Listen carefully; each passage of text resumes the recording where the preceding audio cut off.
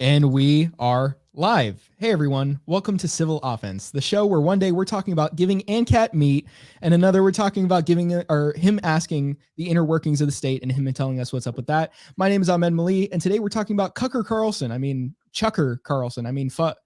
We're talking about Tucker. Is his show propaganda, or was that only the case when he worked for Fox News? Or was Fox News not propaganda until the moment that Tucker left? Today we find out. And we're with Esso, first of all, from Backalley Philosophy. How you doing, Esso? I'm doing good. Bet you don't expect to hear me coming through Garen's mic, but yeah, we're in the same location right now. Internet here is kind of shoddy, at least on my computer, and on top of that, ANCAT needed to borrow my mic. And we've got ANCAT of Into the Agora. How you doing, man? Yeah, doing really good. Excited to be here, obviously. I mean, kind of sucks about the whole, sorry for everyone watching about the mic situation, but, we just kind of have to make do right now. Yeah, but we do have both of them on. And so you're both here. Just some announcements. Make sure you go to ahmedmali.com, sign up for my email list for the latest updates. Check out Civil Offense on Rumble, Amazon, Apple Podcasts, Spotify, and Google Podcasts. And if you want the Discord, you'll have to add me at this point because for the last bit, it's been invite only. But you can add me at Anarcho Night Train. That's Night Train with one T. That's like the Guns N' Roses song Night Train, Anarcho Night Train. But pretty much for today, as you could tell by the title and as you could tell by my intro about our boy Tucker. And as our boy ANCAT is here, and we actually talked about this in our propaganda stream last time about how ANCAT is the cucker of Tucker, actually, because of how efficiently he just works it, his magic with this. But basically, we had a plan where we're just going to come in and talk about Tucker's show and determine if he says anything that would be effective propaganda for the state, just regardless of whether he's been directly told what to say or do. Would what he's saying be beneficial for the state? So we kind of want to figure that out by reviewing his show, looking at his clips, reacting to it, and then giving our thoughts on that. But I would like to ask you guys first, since you are here and you're kind of the ones, myself included, but I'm hosting the show, so I'll actually ask you guys. And in my description, I actually said when I asked, does Tucker sabotage the interests of the state? I said that you guys would say no to that answer because it's seemingly so, right? But I'll let you guys give your opinions on this. I just kind of want to ask a general question before we get into it. Why would talking about Tucker Carlson in particular be so important? Well, for me at least, I consider Tucker to be a very important person to talk about specifically because he's one of the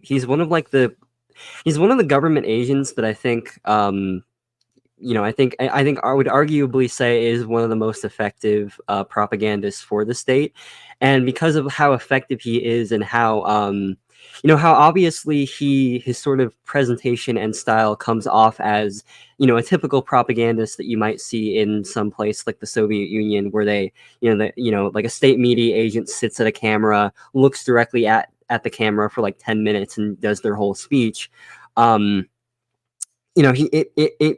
comes off very obviously as sort of if you were to look at stereotypical examples of propaganda. But when it comes to actually his audience and the people who watch him, they don't at all identify or even associate what he's doing with propaganda. In fact, if anything, they associate his sort of brand of ideology as something that is immune to propaganda, something that's like fighting through the propaganda of the mainstream normie lib cuck media. So, that's kind of why I see him at least viewing his content specifically as something important to do.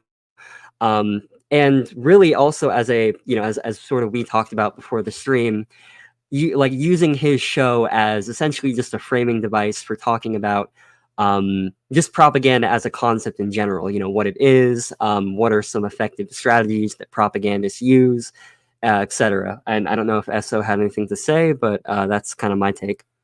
Well, I mean, about Tucker Carlson simply being the most effective propagandist in the existing media climate, I would say that is the case. But as for what makes someone an effective propagandist, something that isn't really taken into consideration because of the assumptions that a lot of people make about the nature of propaganda, it being simply a phenomenon within information itself. and that the aim of propaganda as a strategy is just to make someone espouse or conform to certain stated conclusions. Up until about a decade ago, the state's aim was different than the aim of propaganda currently, because a decade ago it was still like there were still a lot of people that weren't exactly disillusioned with the state, and the internet was really just starting to become a bit more mainstream. And yeah, so before, if you look at a lot of propaganda that's 15 to 20 years plus, in terms of age, like how old it is, what you'll notice is that the aim of it is not to convince you that they're the real dissident, which is basically the modern propaganda model. Propaganda narrative. I mean, the older narratives were just to keep you complacent with what the state is doing, and to keep you convinced that, okay, the state doing this is what is allowing you to sustain your lifestyle. So, stay in that lifestyle and keep being tax cattle, and then the state can keep doing this, and that can keep sustaining the American dream, sustaining that lifestyle you have.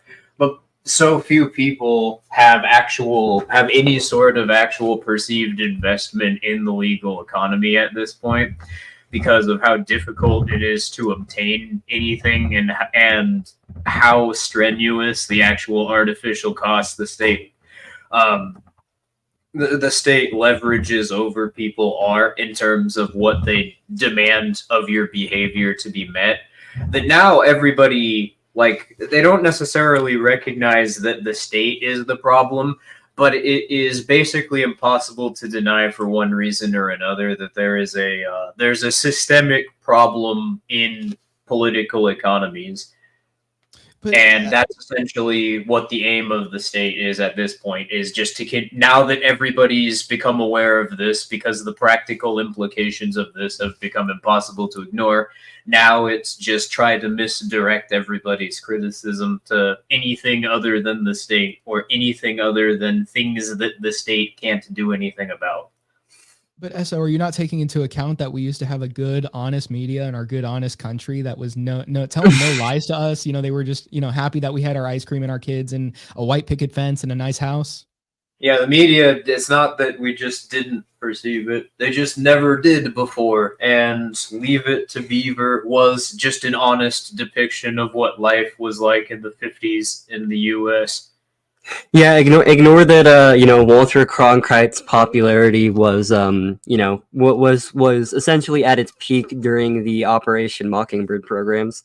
I mean, he was just a good, honest journalist. I wish we could go back to the, to the real, to the Walter Cronkite type journalists, when not even realizing that they're basically the exact same thing. We've got Mr. Merchant saying Austrian libertarian economics is the global elites. Quote of Tucker Carlson. I mean, I think he did say that one time. Yeah, he did said he? like the wait, what? Yeah, he said like the Austrian school is it's just a coke shill. Yeah, he said that the Austrian method is being promoted by the Koch brothers, and the reason the Republican Party isn't accomplishing political goals is because they have to conform to the Austrian dogma. Bruh. Yeah, that sounds. That's actually what he said. That sounds it sounds so ridiculous to me to hear that just being said. I mean, because it is ridiculous. But the idea is that I've heard this before, but it hasn't been from Tucker. I'm just surprised that I don't even know if I should be surprised. It's just weird to hear it.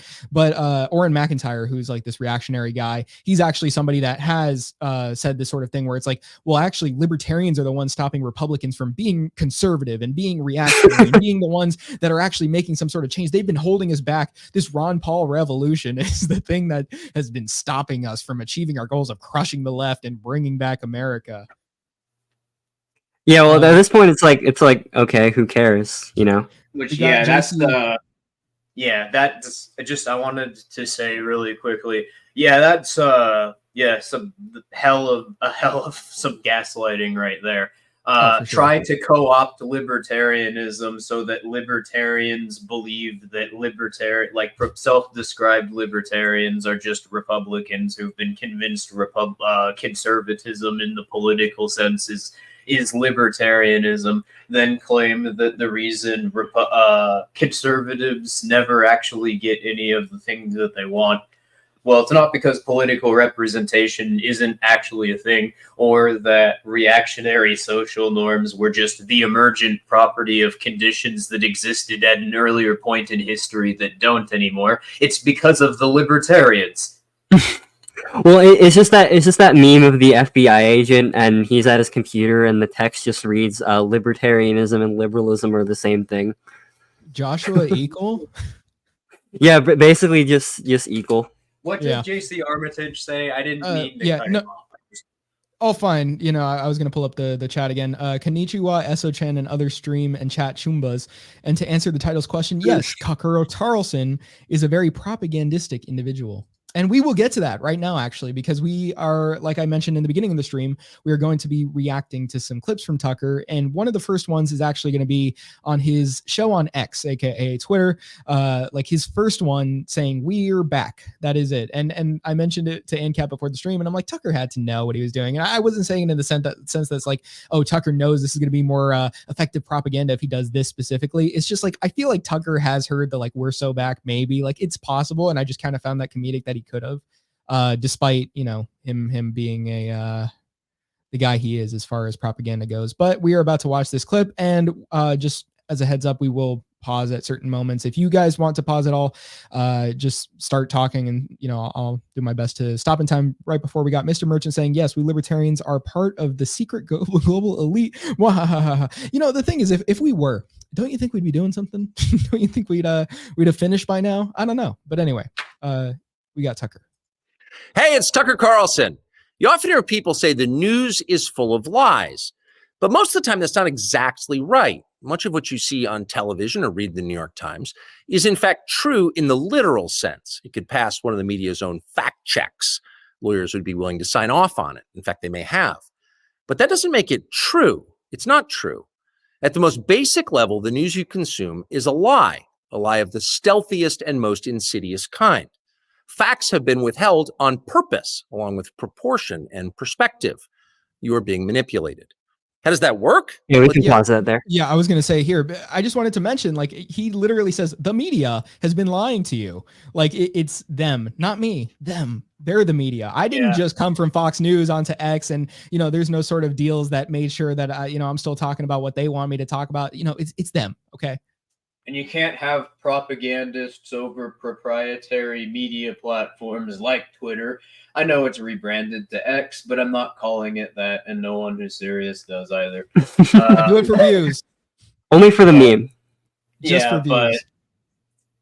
And that's actually the most insidious way in which propaganda narratives are actually furthered in the modern context, is through how content is curated on sites like Twitter. But yeah, the examples provided and just cited as examples of propaganda selectively omit the possibility of sites like Twitter, as I already said. But yeah, that's the same. That's just another version of the same tactic that you were discussing, where he claims that the news lies, or, you know, the media lies, as if to load in the assumption into his statement that he is excluded from the people that he's referring to. Well, also something important to mention as well, that it ultimately at this point wouldn't really matter if he was, you know, if he was still either formally employed for a government agent or not. We know that for the last 6 years he was definitively through the agency of Fox News, who is run by Robert Murdoch, one of the guys on the, you know, Council of Foreign Relations. One of the, you know, I mean, Esso could probably tell you a bit more about them, but they're basically just, you know, the like if there was some actual organization that was like, you know, that conspiracy theory nuts would would freak out over, where there's a bunch of a bunch of high-level politicians, journalists, government agents, CIA agents, etc., and wealthy people and bankers. If they were all part of the same organization, he's basically a part of that. And there are Bankers, you say? numerous journalists from the New York Times on that council. Fun fact: Jeffrey Epstein was on the council for about, I think, 15 years. Almost every president in modern history has been on the council. So, I mean, yeah, it's So I guess that's my point, though, was that even if he's no longer technically employed, by Fox News, or even a secret government agent behind the scenes, we know that he's ultimately, at the end of the day, a state propagandist, because for the last 6 years, he's been promoting this exact same narrative for the state. And now that he's on Twitter, now his narrative hasn't really changed. In fact, it's actually, he's doubled down on sort of the same propagandistic narratives. Now they're just on Twitter.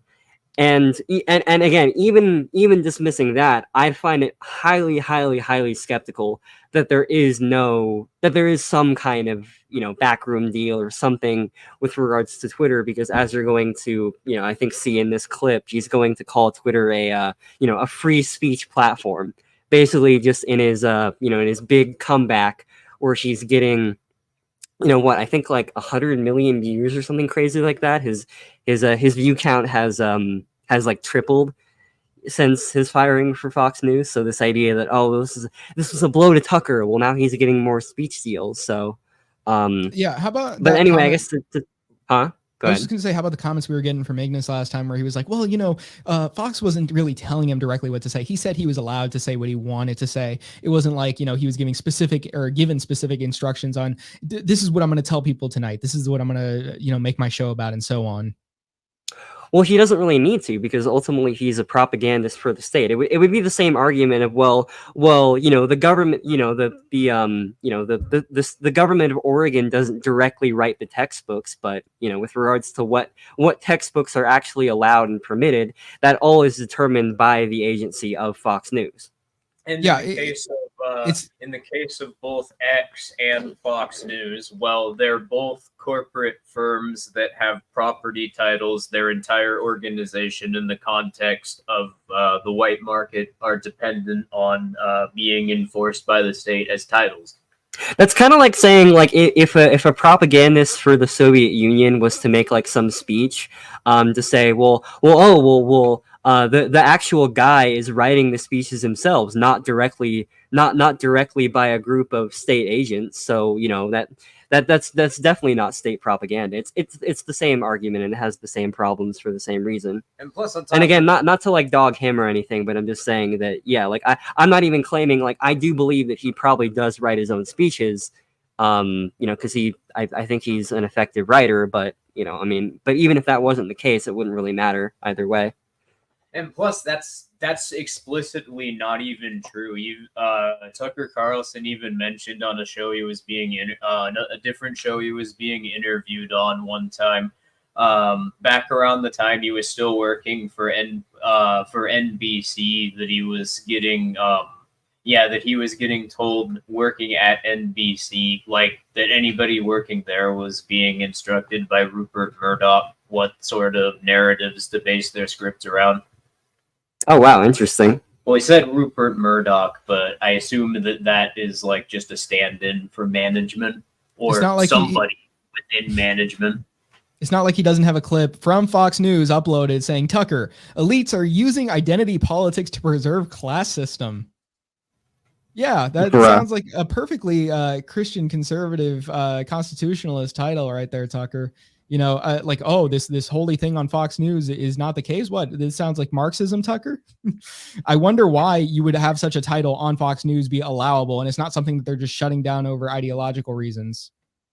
Yeah. Also, if they were so subversive, why wouldn't, if he's no longer a part of Fox News, why not just cut out his his actual clips, or at least delete some of them? Yes, political conservatism against class systems.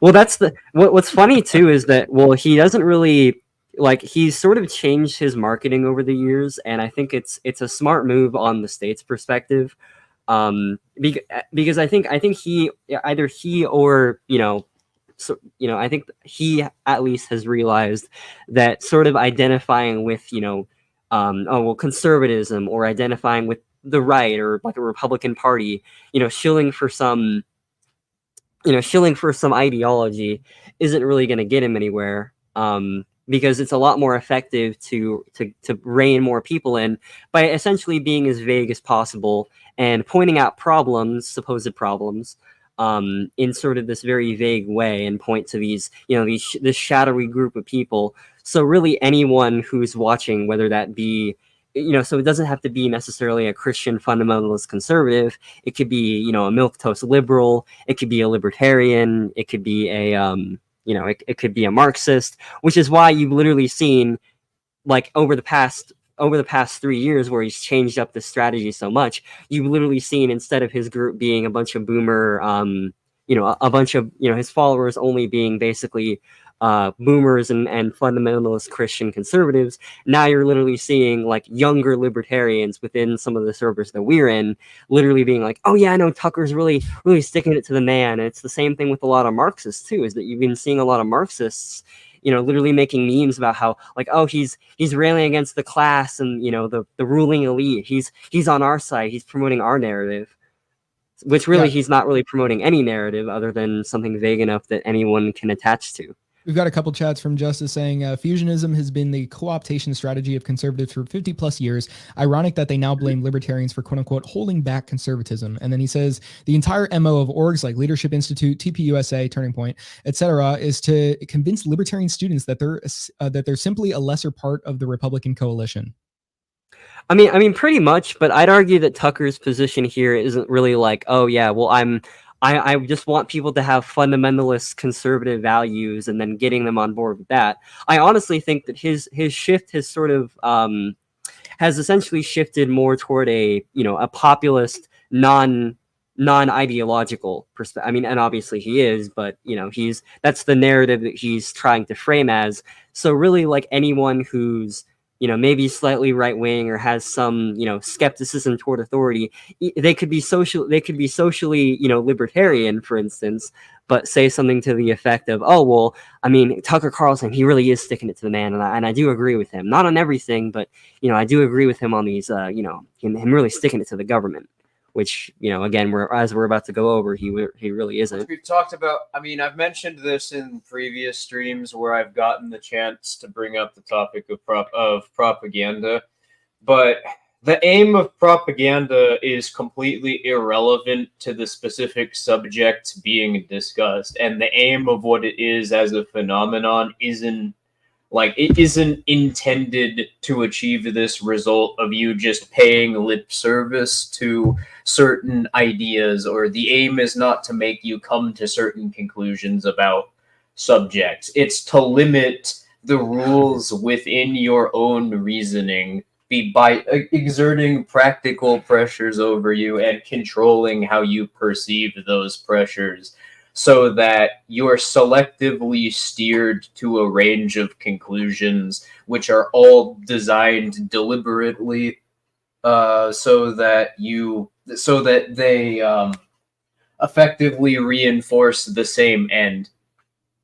Yeah, and it's kind of like this thing where the Constitution was hailed by conservatives for a long time, and then they look at it and they're like, oh well, why isn't the government respecting the Constitution? It's like, oh well, it's these crooked politicians, and then you get like basically the media telling them, actually, and Tucker's like one of those people. He's like, we have global elites in DC, and they're the ones actually controlling it, and that's why you're suffering, because these are global elites. They have the interests of China, not the United States. This actually, don't look at this from the perspective of the United States government is doing something that's benefiting the United States government and not you, and those interests are opposed. Actually look at it as, your interest and the government's interests actually align. So when the government's being controlled by China, you both suffer, you and your government. Yeah, that's actually the more common form of, and this is mostly done through in media. This is mostly conveyed through subtext, which we've talked about. I've also talked about subtext at length before as well, but that's one of the most obvious examples of subtext in any like Tucker Carlson segment. When he's talking about something that the state is doing, or when he's talking about an action that's being carried out by a political institution, and he's just describing this, what he'll say is something like, the Democrats don't want you to know, or, well, the globalists think, when he's describing the behavior carried out. And the subtext is that the reason that this is happening is because one of these vague groups of people that are being pointed to are making the government do this in trying to pursue their own interests. And snuck into the assumption of that claim is the notion that the government itself is just some sort of neutral expression of power that's just controlled by groups outside of itself, and it in and of itself isn't an organization that has its own interests. It's just Oh, sorry. Go ahead. Yeah, I was just going to say, like, everybody look up on YouTube, Tucker Carlson elites, like literally those two terms. And you just see a plethora of Fox News clips where it's titled Tucker Carlson elites, like Tucker Carlson globalists. Like there's so many of these things that's like, well, why would Fox News want to say that? Well, if you're thinking from the perspective of like, oh, well, actually Tucker is the guy that's against Fox News, and Fox News is, the establishment. And if you're one of these people that have been supposedly like, oh, red pilled because Tucker left Fox News, well, then why was Fox News pushing these terms in Tucker that are supposedly subversive? And now that Tucker's off Fox News, they're just leaving those up on YouTube. I think people have started to realize that, yeah, Fox News is basically just basically just the MSNBC, but that instead of marketing to boomer liberals, they're marketing toward boomer conservatives. And I think people have sort of recognized that and realized that now that it's so obvious just to point out. So when people try to frame him as this sort of anti-establishment figure, they can't really form that narrative, even from that vague perspective, even though like there are other things we can point to besides him being on Fox News that he definitely isn't. But I think because people have realized that him now no longer being a part of it officially, quote unquote, like really sells his character and his whole bit a lot more as this as this kind of figure. All right, but yeah, we can probably get into the. Yeah, let's see how much more we've gotten 30 seconds in. Yeah, okay. We had a lot to say. But do you want to say one more thing though before we? Yeah. Well, and another thing that was just mentioned in the 30 seconds that we've watched so far that would be another fantastic example of subtext is the framing of propaganda. And as though it is just distorting facts, the subtext being that there is a normative basis for considering a claim to be factual outside of the perception of one's own narrative of reality. Yeah, they're just lying to you. That's what propaganda is. He's basically ironically enough, she's using a propaganda tactic, but like talking about how to quote unquote identify propaganda, when in reality it's actually a very warped perception of what propaganda is. So you won't be able to recognize what she's doing as propaganda. It's honestly really brilliant. It's trying to control your very perception of what propaganda is and how it works mechanically. But I was more so getting at, you hear people ranting about scientism, and you see people when they're discussing political ideology refer to like that trust the science sort of reasoning. Well, the exact assumptions about the nature of truth itself that go into people like looking at science as though it is just this as though there is just sort of a general narrative that can be understood about every single thing regardless of the internal rules of one's own reasoning. That's assumed in referring to statements as though there is a normative factual basis that everyone can recognize as well, because it assumes that there's like a general way that everyone can understand whether or not something is true or false, regardless of the assumptions that they make. Or just that like if you're gonna promote some narrative, they're just all gonna internalize it the exact same way, which definitely isn't true. But yeah, I mean that's kind of what all I had to say. Just that I thought that it definitely is just very very interesting that he's framing propaganda essentially just as when someone lies to you, when in reality most propaganda, if to some extent, is truthful. You can have 100% truthful propaganda. In fact, actually, that's the most effective propaganda, because when propaganda isn't really telling you any like technical falsities, that can actually get people to buy into it more, because they just think that propaganda is when someone lies to you. All right. But really, it's more about like psychological manipulation. So sorry we carried on for a bit too long, but we'll continue on. If I tell you that a man has been unjustly arrested for armed robbery, that is not, strictly speaking, a lie. He may have been framed. At this point, there's been no trial, so no one can really say.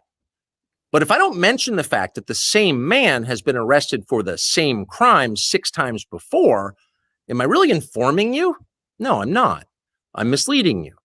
And that's what the news media are doing in every story that matters, every day of the week, every week of the year. What's it like to work in a system like that? After more than 30 years in the middle of it, we could tell you stories. Right. The best you can hope for in the news business at this point is the freedom to tell the fullest truth that you can. But there are always limits. And you know that if you bump up against those limits often enough, you will be fired for it. That's not a guess. It's guaranteed. Every person who works in English language media understands that. All right.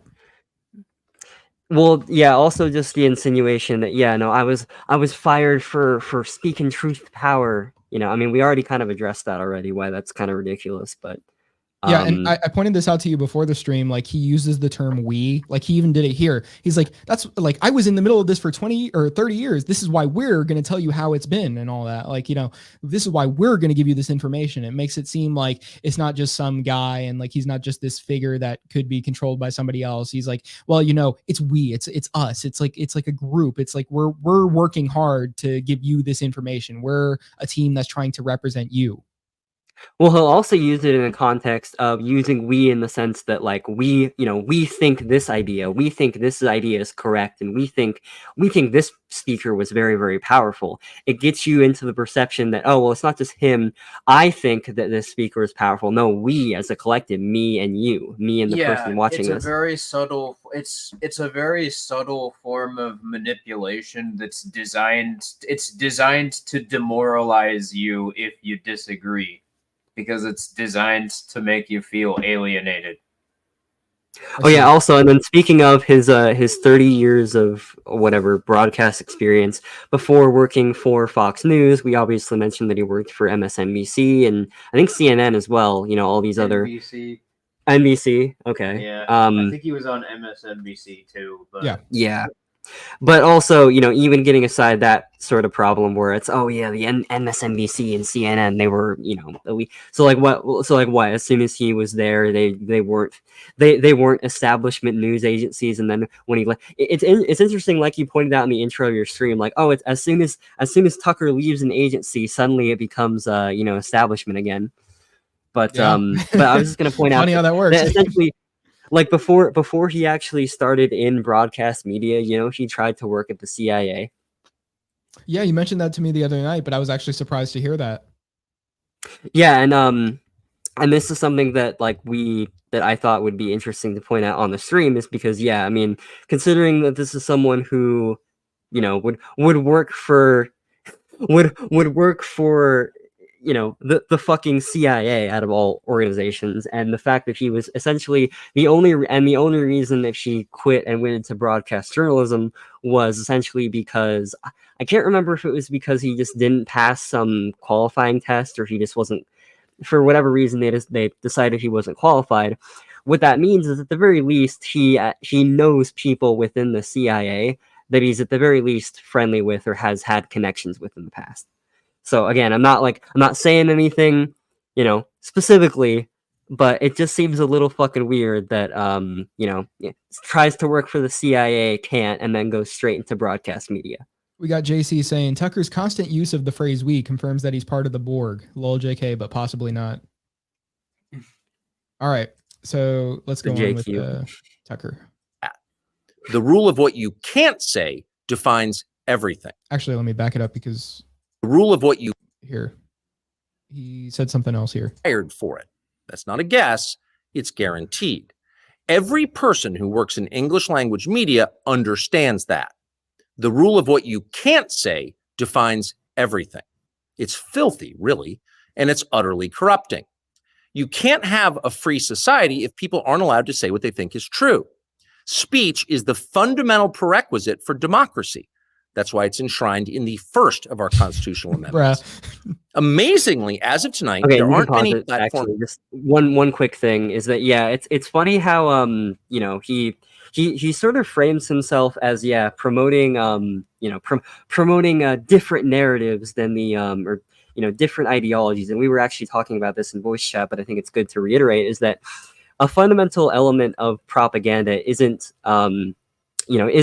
promoting different ideologies like being a Democrat or being a Christian conservative. It really ultimately it uses those frameworks, but the goal is essentially they use those frameworks to appeal to different demographics, and the ultimate aim of propaganda, well, besides the ultimate aim is to spur people towards action, but one of the sub-ultimate aims is essentially to, like Esso said, warp your narrative and to have this very underlying subtle narrative in the implications of what they're saying. So a good example of this would be the state is just a representation of the people, and your rights come from the Constitution and the First Amendment, and a lot of these talking points that we've covered immensely on the show before. But it's interesting though that essentially he is promoting at the end of the day the exact same narrative as people like Rachel Maddow from MSNBC, or people from like the New York Times, or even just your teacher in government school, which is that this is extremely fundamental to our democracy. You need to vote, you need to participate in the political system. That's how you're going to achieve your ends. Ignore that the state has these things that they can't really ever change, or they can't really ever you can't really ever fix through politics. Just go out there and vote. And and this is it's sort of like that clip that I'm sure some people have seen, where it's a bunch of different media agencies and they're all owned by the same company, and they keep just repeating the same line of this is extremely dangerous to our democracy. He's essentially saying the exact same thing. The elites don't want you to know this, but the state narrative that democracy should be for, of, and by the people is actually true. Yeah, the elites don't want you to know this thing that they all definitely want you to know. All right. Left that allow free speech. The last big one remaining in the world, the only one, is Twitter, where we are now. Twitter has long served. We can. Sorry, incubates and develops. Yeah, that's okay. Yeah, sorry. And this was essentially the line that really made me like not 100% sure, not even like 80% sure, but highly likely, or at least there's a very reasonable at least semi case to be made that he was he either had some conversation or back deal after he got fired from Fox News, where I'm going to basically just give you a sum of money to basically be an advertisement for Twitter, and essentially only promote yourself on that platform. Because you'll notice that he's essentially pulling a Joe Rogan, where he only has his material on Twitter. He doesn't have a YouTube channel. He doesn't have any other media. He has other media that link you back to Twitter, but it's essentially just to get more people to make accounts for Twitter. And just ultimately him calling Twitter not only a free speech platform. I didn't even catch that. Yeah, the last remaining bastion of free speech The in the only world one. is Twitter.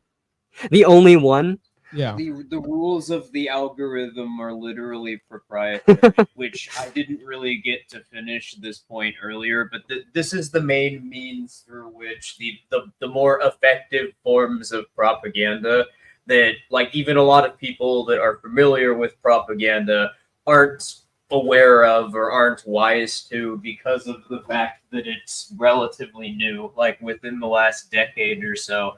But basically, and this is something that Facebook, Reddit, Twitter, essentially every major social media site has confirmed, is that they have a proprietary algorithm which is controlled by the people actually running, the companies that dictate how content is curated to people based on the searches that they make or based on content that they view.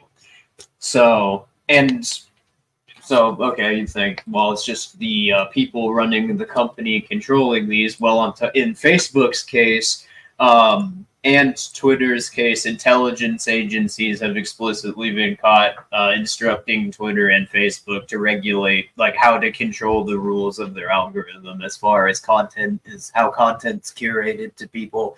But that's basically how propaganda from the information side is conveyed to people through sites like Twitter. It's not that you will have an article by someone like Tom Hartman recommended to you, and the expectation is that you'll read the article and think, "Wow, this is true."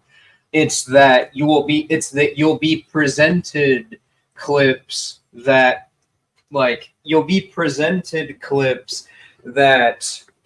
are curated to you based on your interests, based on your search results, but the content that is selected for, that's curated to people based on those search results, the prioritized creators are the ones that propagate this sort of subtext and this sort of underlying narrative, and it won't be explicitly conveyed in one whole article or one full video or one full post. Like a set of posts will be curated to you. You'll click on those. You'll click on one of them that gives part of the narrative, and because you clicked on that post in sequence, in the sequence of being the next thing that you clicked on after your curated search results, well, then the algorithm, the content that it'll recommend to you next is a bit, it's the next piece of the narrative. But in and of itself, if you were to look at the media in and of itself, there is no inherent connection to the content that was curated to you previously through the algorithm. Well, also, just like something else that I was going to mention as well is that, yeah, Twitter bans people all the time on that platform. So, I mean, to call it freedom, like free speech, even in that sense, is ludicrous. But yeah, to sort of Yeah. Okay, AC bro. said Twatter/XXX is a bastion of free speech. LOL. WTF kind of coke has he been snorting? He's been snorting the money that he receives from Twitter to say that. Well, Like, come on, bro. Shouldn't like, that have been disclosed? Isn't there some sort of law? bro, shut up. Like, what's so funny is that just feels like such an advertiser line. There's no way that line didn't cost Twitter like $1 million to pay. If you ignore the political subtext, this video is literally just an ad for Twitter. If you're sick of the lies and deception from news media and from outlets like the New York Times, well, come to the last free speech, unbiased platform in the world. Basically Elon Musk's X. Yeah, if Elon Musk said that, or one of the chairmans of Twitter, everyone would be like, "Oh shit, okay, that's obviously an advertisement." But then when Tucker says it, it's like, "Oh shit, well, he's obviously just speaking the truth." I mean, holy shit. I mean, I know, I was just complaining about Twitter earlier and all these other social media platforms. Tucker Carlson, when he was on Fox News, did literally nothing but complain about Twitter and how How it's not a free And speech platform. how people get banned from it all the time, and how it's biased against shadow banning conservatives. You know, the thing with Elon is like, you know, he's kind of his own topic here, but he has all these like battles that are supposed to be these like grand things, like between him and like the news media, and him and the ADL, and him and this group that like is like the elites, you know, quote unquote. Like it seems like every step of the way with this Twitter thing, and like even now, like there have been so many things where it's like the kind of like conservatives have been like pulled in just to like focus on who Elon is like having beef with next, what like government or what social media platform other than X or Twitter, my bad. But like what, you know, who is Elon Musk like fighting for us? You know, who is he representing, or how is he representing us by fighting these other people and taking this like to a real battle that we haven't been able to because we've been distracted by these other things. And now let's distract ourselves with this. Yeah, there's like this default assumption that everything that he does, which is obviously just a Machiavellian political business move, is actually somehow like 4D chess. It's literally the Trump 4D chess game. Yeah, it's just a repeat of oh yeah, no, Trump. I mean, I know Trump is like saying all this crazy shit, but I mean, honestly, he's just playing 4D chess with the media all along. How do I deliberately interpret this in such a way so I can pathologize it into it actually being a long-term plan to own the libs? Yeah, and this ultimately also, you know, for anyone watching this, like who might not, you know, who might have problems with what we're saying about Tucker here, is that, yeah, like this would apply if he was using sort of the same tactics, and he, you know, and he started out like from a you know, from a Young Turks perspective, or from a, you know, he used like Marxism as an ideological subtext, and he approached from this sort of populist lens. Like I don't really care if he's like he's quote unquote right wing socially. I mean, I'm more concerned about the actual, you know, the political subtext that he's, you know, weaving into his narratives, and that he's, you know, claiming to be this sort of, you know, anti-state, anti-government, anti-establishment figure. When I think we've pointed out so many times on the podcast alone, but I think going over his point specifically is good. But just like it's, I think it's important to point out when people like that are wrong, I guess.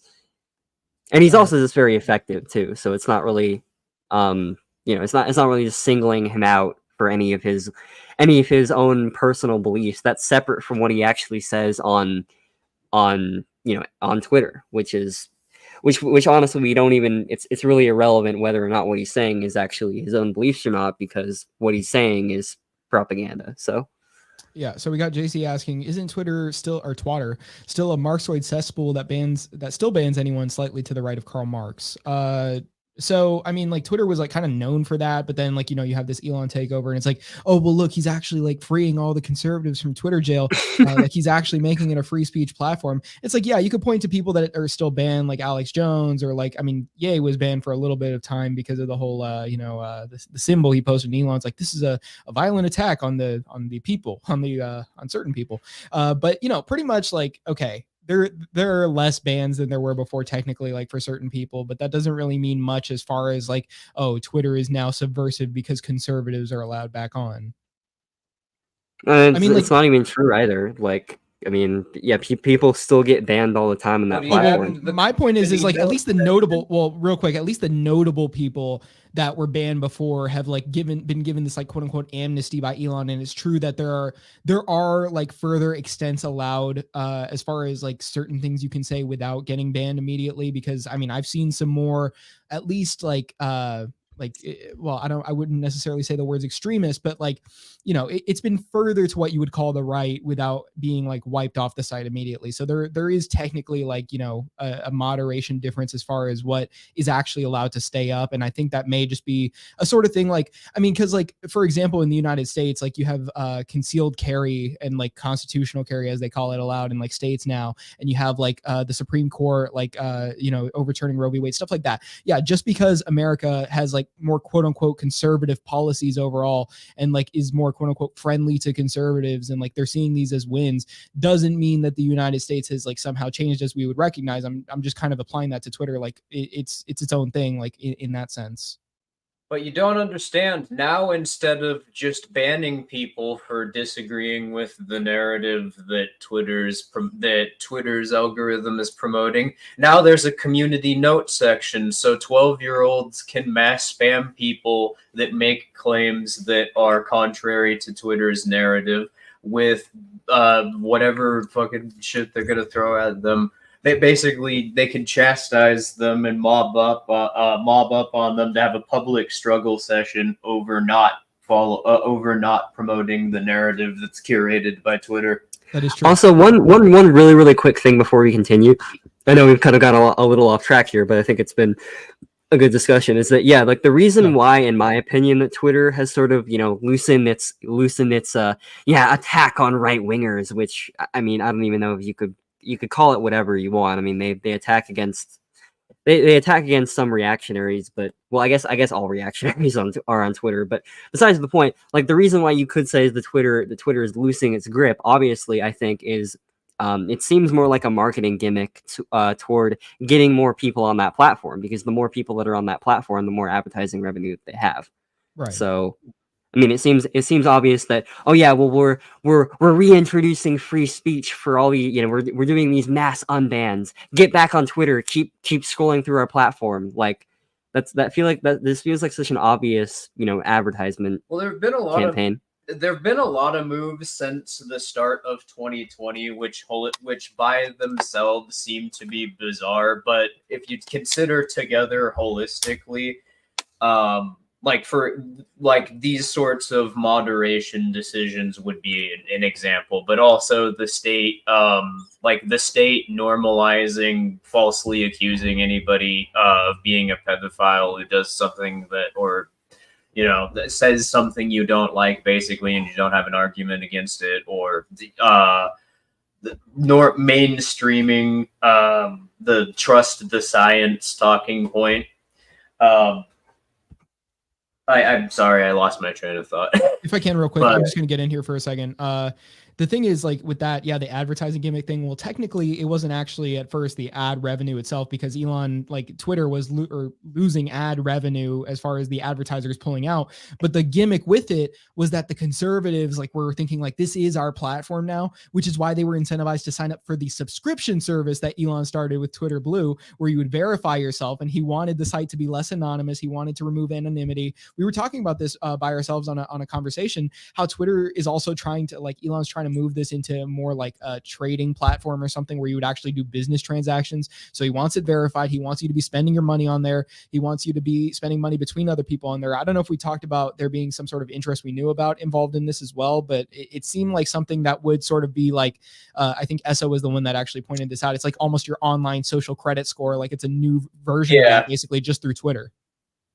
Well, if you look at how Elon Musk purchasing Twitter was marketed to literally every other media sphere outside of the U.S., more so outside of the U.S. and Western Europe, that's how it was being sold by Elon Musk. I think Twitter can be the West's equivalent of WeChat. So you're saying he was selling that to all the non-white people? Yeah, when he's going on Chinese in Chinese state media, when he's going on talk show panels, or when he's going to speaking events, that's the way that he was advertising it. He verbatim said, "Yes, this is going to be the U.S.'s equivalent of WeChat." And that should be damning. I mean, but obviously, Elon, he if you just look at the stuff he says, I also pointed this out. This was back when around the time of Mar-a-Lago, when the FBI went into Trump's property, and basically, people were saying, "Oh my God, the FBI is this communist Marxist organization that was taken over by this scumbag that Trump put in." The whole thing with that is that conservatives were basically saying we need to reform the FBI, or we need to get rid of the FBI, or we need to do something or other. It's through the government, of course. But the point with that kind of was that this was around that time. Elon was talking about something with the FBI, and he's like, "Yeah, I do think the FBI is corrupt." It's well, I'm pro FBI, by the way. It's just I think there are certain people within it, and I think whatever, literally Elon. If you just look at every action, I mean, obviously we talked about his just the three of us, I'm saying, talked about sort of like his deals with how he got like SpaceX to the level that it is right now, like the government grants he's gotten, like all these things. Like he is so intertwined with the state. He's so intertwined with the white market. He's so intertwined with like all these foreign governments and all that, and I'm not to say that like, oh, well, you know, that's like they're controlling, like China's controlling him or something like that. But the point to say there is that, you know, he's just so invested in white market stuff that of course he's not going to be any sort of subversive figure. Of course, every single thing he's going to do is just going to be in alignment with what the government wants. Yeah, and something else, like, and that's a really good point, and something else that I was thinking about too while you were mentioning like Musk and, you know, Musk now running Twitter, is that, and I'm not like deliberately saying that, oh, well, you know, this is like Musk owning Twitter is this deliberate state move, or it has this, you know, a lot of these, you know, these implications were thought about when Musk made the purchase.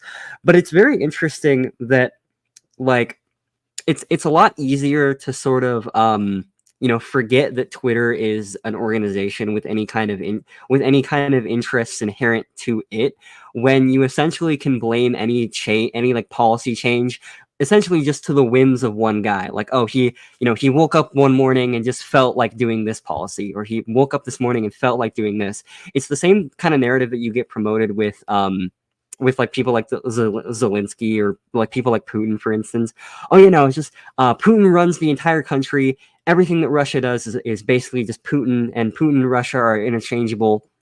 You know, there aren't entire collections of agents that work for it that all have their own, you know, sort of agendas that are all obviously intertwined because, you know, they're working for the government. But you know, it essentially disconnects you from thinking about, you know, hey, why did Russia, you know, engage in this war, or why is Ukraine also participating in this war? Oh, well, it's just because two incompetent, you know, evil authoritarians are duking it out, you know. Or yeah, they just woke up this morning and just kind of felt like it. When in reality, it's you know, these decisions aren't just made by this, you know, this one guy at the whim of whatever they feel like. They're actually important, you know, consequences for performing certain actions. You know, if you know, and that's part of the reason why wars aren't and can't really ever be engaged for, you know, purely ideological reasons, because there's just so much capital and so much labor and so much, you know, financial, you know, risk that you're putting yourself in by engaging in a war. It needs to ultimately be profitable in order for that decision to be made, you know. Like you wouldn't risk, you know, no one would risk millions and millions and millions of dollars just because you didn't like that, you know, some guy was authoritarian, you know. Right. Well, All right, especially when there's pressures outside of the organization, like the state literally threatening you if you cost shareholders a certain amount of money or you don't produce a certain amount of returns with your firm. Right. But yeah, we can probably continue. Yeah, I'd say let's 2 minutes in. Yeah, I'd say honestly, we've had a really good discussion, so I'm honestly down to continue if you are. Yeah, I am too. And after this clip, I was just going to say, like, I'm not sure if we want to go into the actual episodes themselves, because you would, like, some of the ones you listed you wanted to talk about were like episode 4, 6, and 7, like in their entirety. I don't know that we're going to be able to. Well, it's not that we're going to watch the whole thing. It's just that. Honestly, at this point, we could probably just do the first 2 minutes, because the problems with the entire episode are probably going to be present throughout in the first 2 minutes. So I see. Yeah, so we'll watch the intro for those, and we have like you gave me like 2 minute snippets for the other one. So yeah, we'll just go like 2 minutes each for those. Okay, sounds good. Long story short, though, calling Twitter a neutral platform where speech is just not curated, and that's just where people meet up. It's like calling Raytheon a neutral collective of machinists. Yeah, pretty much. All right. Twitter is not a partisan site. Everybody's allowed here. And we think that's a good thing. And yet, for the most part, the news that you see analyzed on Twitter comes from media organizations that are themselves thinly disguised propaganda outlets. You see it on cable news. You talk about it on Twitter. The result may feel like a debate, but actually the gatekeepers are still in charge. We think that's a bad system. We know exactly how it works, and we're sick of it. Starting soon, we'll be bringing a new version of the show we've been doing for the last 6.5 years to Twitter. All right, so he's saying it's the exact same thing as before. I don't know that he actually says anything of value after this. I think he's just promoting the show. So I actually Okay, wanted yeah, to we make a can point on move what on. he- yeah, we'll stop watching that one. I wanted to make a point on what I literally We just know heard from him there. exactly how it works. We know exactly how it works. We're using it on you right now. I mean, we're bringing it onto Twitter. Yeah, pretty much. Like the thing is, like he's digging like a layer deeper than what you would expect him to. At least if you don't recognize how effective he is at propaganda. Like the thing is, he'll go deeper than just saying like, look at the news media having control in the news media itself. No, they actually guide the conversations we're having with each other. Look at the problem they're having like in our culture, or look at the problem they're having on our discussions on online, and so on and so forth. So he's actually trying to make it out to be even more so than just the average person that'll point out a problem of the media, that like he's like, okay, yeah, no, it's actually even more of a problem than you guys think. They are actually controlling, but he's kind of just shifting the blame to them rather than the state. He's still going to them and saying, or at least pointing to them and saying, these are the people that are in control of the conversation. They have corrupt interests. They want you talking about a certain issue so that their politics can get pushed through the government. They're the causal mechanism. Right. Well, also he's like Esso pointed out earlier, is that it's not even that they're like, oh, Twitter's forcing you to read. In fact, he's actually doing that stereotypical thing that you pointed out that Twitter isn't doing, is that it's not just that, oh yeah, Twitter's forcing you to read this David Pakman article. It's that the algorithm itself essentially manipulates you into constantly consuming narratives and pushing yourself into this sort of echo chamber of ideology. And also just the entire structure of Twitter is essentially just 240 characters. You can say snippy little manipulative comments. You can't really back them up unless it's in a thread that takes like forever to read. It's basically just people shouting their cleverly disguised opinions at each other. Essentially, like what I've called it, and I think Esso would agree that this is a good description, is that like Twitter as a platform essentially forces everyone, while using it, to be their own propagandist for other people, essentially, and promote propaganda in other people's algorithms. So really, it's an everyone torture everyone sort of thing, but for propaganda. All right. So next one is going to be Tucker Carlson on X, episode 4, Wannabe Dictator. Hey, it's Tucker Carlson. On Tuesday afternoon, the Biden administration had Donald Trump arrested. It was a pretty big news story. You may have seen it. Just before 9 p.m. that night. Yeah, I know the Biden administration had Donald Trump arrested. I know. That's one of the first things that that's one of the first things that I wanted to sort of talk about with just this intro alone, is that an example of that subtext we were talking about earlier. Yeah, I mean, and we've pointed out how, calling it, oh, well, it's the Biden administration, with his own interest, it has nothing to do with, the state as a coherent organization.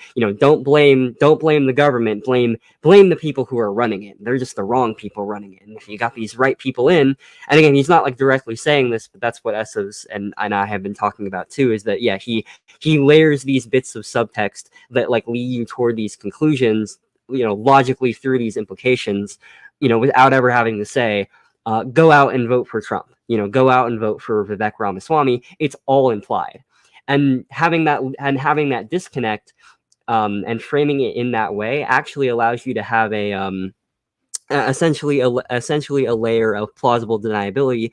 Well, oh no, I'm not a political agent or anything. I like both sides. I'm not encouraging you to vote for anyone. I'm just saying that I'm skeptical of the elite or whatever, But I'm encouraging you to vote. Yeah, I mean, that's the thing. He doesn't even say that very often. I mean, he has in certain circumstances, like, we have to vote Republican now. That's the only option, or we have to vote for Trump. And he's actually going to get into this soon. Talk like he might talk about it later in the episode. So I want to mention this now, is that he said he essentially is going to say something to the effect of, well, even if you don't want to vote for Trump, I mean, you at least have to acknowledge that everyone deserves a fair shot at being a candidate. That's what our democracy is about. so not like telling you to vote for this candidate, but making him look so sympathetic that, oh, he's being attacked by a political opponent, and that political opponent is so evil. Okay, well, obviously, I mean, he's not making me vote, but I mean, it's the obvious option here. He doesn't have to tell you directly to vote. It's just the idea that he's saying, like, it's important that we protect our democracy. It's important that the government is run by the people. It's important that our leaders are held accountable, quote unquote, our leaders. It's important that there is change in this system, even though that is not possible for people to do or perform. But yeah, no, you need to go in, or you need to vote. Like, basically, it's not that he's saying you need to vote. It's just basically he's saying the actions that need to be done in order to make any sort of change can only really be done through political action, and the main thing is voting. Yeah, and that would be an example of how subtext selectively steering the potential conclusions one can come to based on the information presented or the claims being made. Right. But also something to point out too about that sort of statement. Oh yeah, well and this was, I think, 3 months ago. Even getting aside from that fact is that this isn't like an inherent part to propaganda, but a lot of it does include essentially just stating. And you'll notice actually this is a common shtick that he does, is he sort of just states his conclusion, doesn't really have to back them up through any kind of reasoning or source or argument. He just says it. Yeah, just he was arrested. Well, what does that even mean? Like, was he put in handcuffs? Was he put behind bars or anything? I mean even a few, that wasn't true then, because he was still doing rallies when he made that statement. Wait, Anka, did you not see the recent headline where it says Judge gags Trump? Yeah, they're putting Trump in the state's BDSM fantasy. Put that into an AI and have it generate a video, and that's what it predicts. Oh wow, that hurts a lot. Don't do that. Okay, hold on. I know, I'm submissive and breedable. Yeah, but anyway, yeah. But the point though is that even now, when the arrest rates are really ramping up ramping up here. Yeah, he basically he essentially was just called to go to the courthouse, had his picture taken, had his fingerprint taken, sat there for like 15 to 30 minutes, and then was allowed to go. Like, he's been allowed to do campaign rallies, he's been allowed to do sympathy rallies all the time. So no one's really restricting his movement here.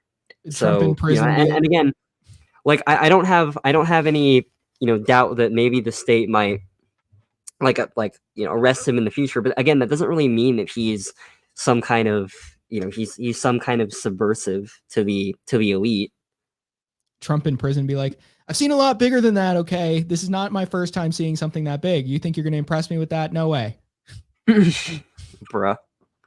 But yeah, I don't know if you had anything that you wanted to bounce off on that. Like, why even if the state were to follow through on the arrest of Trump, that wouldn't be subversive to the state. Bro, Justice says Trump edges Biden in new polls. Yeah, that's an image I'll never be able to get out of my head. Thanks a lot. Yeah, well, we do a little trolling out here. All right, so let's get back to this. Part of its coverage, Fox News ran 2 live video feeds next to one another. On the right, Donald Trump addressed supporters in New Jersey. On the left, Joe Biden spoke at an event for the Secretary General of NATO in Washington. Beneath those videos at the bottom of the screen, Fox's banner read this way, quote, "Wannabe dictator speaks at the White House after having his political rival arrested." Those words were up for less than 30 seconds, but the effect was immediate. Inside Fox, the women who run the network panicked. First, they scolded the producer who put the banner on the screen. Less than 24 hours after that, he resigned. He'd been at Fox for more than a decade. He was considered one of the most capable people in the building. He offered to stay for the customary 2 weeks, but Fox told him to clear out his desk and leave immediately. Yeah, so basically there's an ideological purge happening at Fox News. Everybody that's a subversive is actually being vacated right now from the building. They're actually not allowing them to come back in. They're being fired. Yeah, I mean, I don't know, like, if someone put up that headline, I don't know if that was a deliberate move by Fox News or just some honest mistake. But either way, it's not that I don't really, there's not really I mean, and he's going to try to address this later, but yeah, there's not really a point where even if they were to fire this guy for apparently putting up that thing, yeah, I mean, if you put up the wrong headline, then yeah, I mean, it's not really a surprise that you're going to get fucking fired. Yeah. But I think his whole shtick here is essentially going to go into, well, he made the mistake of calling Trump a dictator, and What was Biden? and Fox News Yeah. fired him for it. I think it was referring to Biden. It was referring to Biden because it says wannabe dictator puts his opponent in prison, which means like Biden put Trump in prison. Oh yeah, sorry, that's what I meant. That's Yeah. Biden. Okay. Then the company issued a public apology for the 27-second-long wannabe dictator line. Quote, "The Chiron was taken down immediately," Fox's PR department said, and then added ominously it was, quote, "addressed." That was all true, but it was not enough to save Fox News from the ensuing scandal. For a one time, more the thing. rest of the media, Sorry, you can go ahead. I was just gonna say, and I think this was a bigger deal than the whole wannabe dictator line. But my favorite Fox News sub banner is from like 26, and this is relevant. But it's from like 2017 or 2018. I don't know if you've either of you have seen this, but it's whenever they were talking about, like, remember that narrative like 5 years ago about the caravan from South America, which nobody's talking about anymore. Right. Yeah. Of like, yeah, it was during that, and the banner under it was from like the 5, I think, and the banner underneath it was something like Trump bans immigration from 3 Mexican countries. It was, and that was, oh god, that was just that was great. But yeah, nobody was fired for that, and I think that's actually, a much bigger blunder than just this banner, because that's the company's basically calling everything south of the US Mexico. No, but that's an interesting one. Is everything south of the US Mexico? Is that the threshold? Or do African countries count as south of Mexico, or sorry, Mexican countries, because there were African people going from Africa to South America, going up to Mexico. So maybe part of Africa is actually a Mexican country as well. It's like Fox News having its own version of like what the Chinese government did by trying to arbitrarily divide up countries between the global south and the global north. It's like Fox News doing that, except it's just, everything that is geographically south of the US is just Mexico. AC says, my favorite Fox News banner was when Sean Hannity was shown on air with his CIA pin still on his suit. He wears that thing all the time. I think he still wears that thing. It's crazy. Oh, really? I did not know that. He's a literal CIA Yeah, he has agent. a CIA pin, and he wears it like in every segment. Bruh. That's crazy. But yeah, what do you think about the idea that that guy was fired because Tucker Fox News is just an establishment for Biden. Yeah, I mean, I think Esso brings up a good point with the idea that nobody was fired for the Mexican countries thing. Like, it seems like it could have just been a mistake, and then, maybe their decision to fire the guy could have been a PR thing, but maybe it also just kind of worked out in their favor that like somebody did this, and then they're like, well, here's a good opportunity to do like more of what we did with Tucker and just like make an example out of someone. Not in the sense that like, oh, well, Fox News is like this regime that has purged this guy because he's like a threat to Fox News. More like, well, we're making the public seem like or think like that is the case. Well, here's the funny thing too, is that like if the thing is like if CNN, for instance, ran like a ran some headline like Trump is Trump is a wannabe dictator, and then they pull it down and the guy got fired, his narrative would be, well, look at CNN. I mean, even though they did fire the guy, I mean, it's those types of people who are working at CNN that are totally completely biased for it. That the fact that they allowed it for a bit, that would sort of be his narrative. Yeah.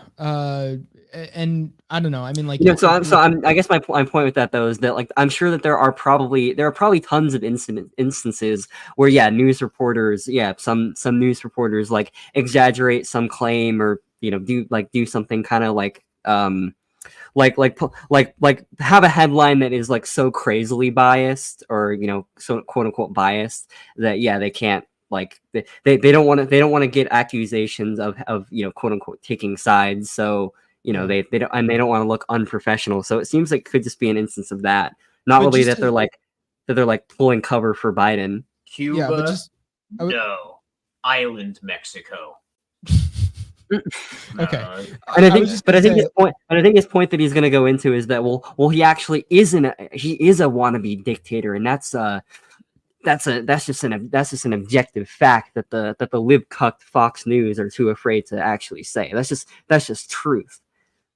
Yeah, I was just going to mention that, like, my idea of this being somehow like, okay, maybe Fox News just took advantage of the situation and decided to do the same thing they did with Tucker is not implying that in either situation, most of the people that work for Fox News were even aware of this. It's sort of like what we talk about, like with the state itself, that like not everybody's actually aware of like how the state works, even when they work for the state. Is just more so like, people working for Fox News think, okay, well, this actually is a PR blunder for us. We need to do something about it. And that's their incentive to start working to do something about it, because then they think they'll get fired by the executives for not having reacted in time, or there's some sort of other incentive over their head in which they're doing this. But then like somebody up top is probably like, okay, actually this is a good thing that this is happening, and here's why.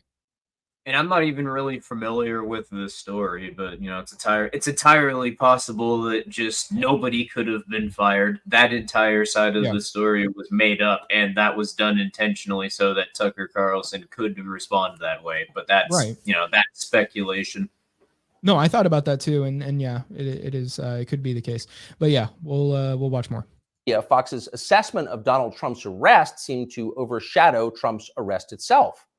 Suggesting that Biden is a dictator, declared the Washington Post, quote, crossed the line. Alexander Vindman agreed strongly. Vindman is the perennial MSNBC guest and full-time Ukraine promoter you may remember from Russiagate.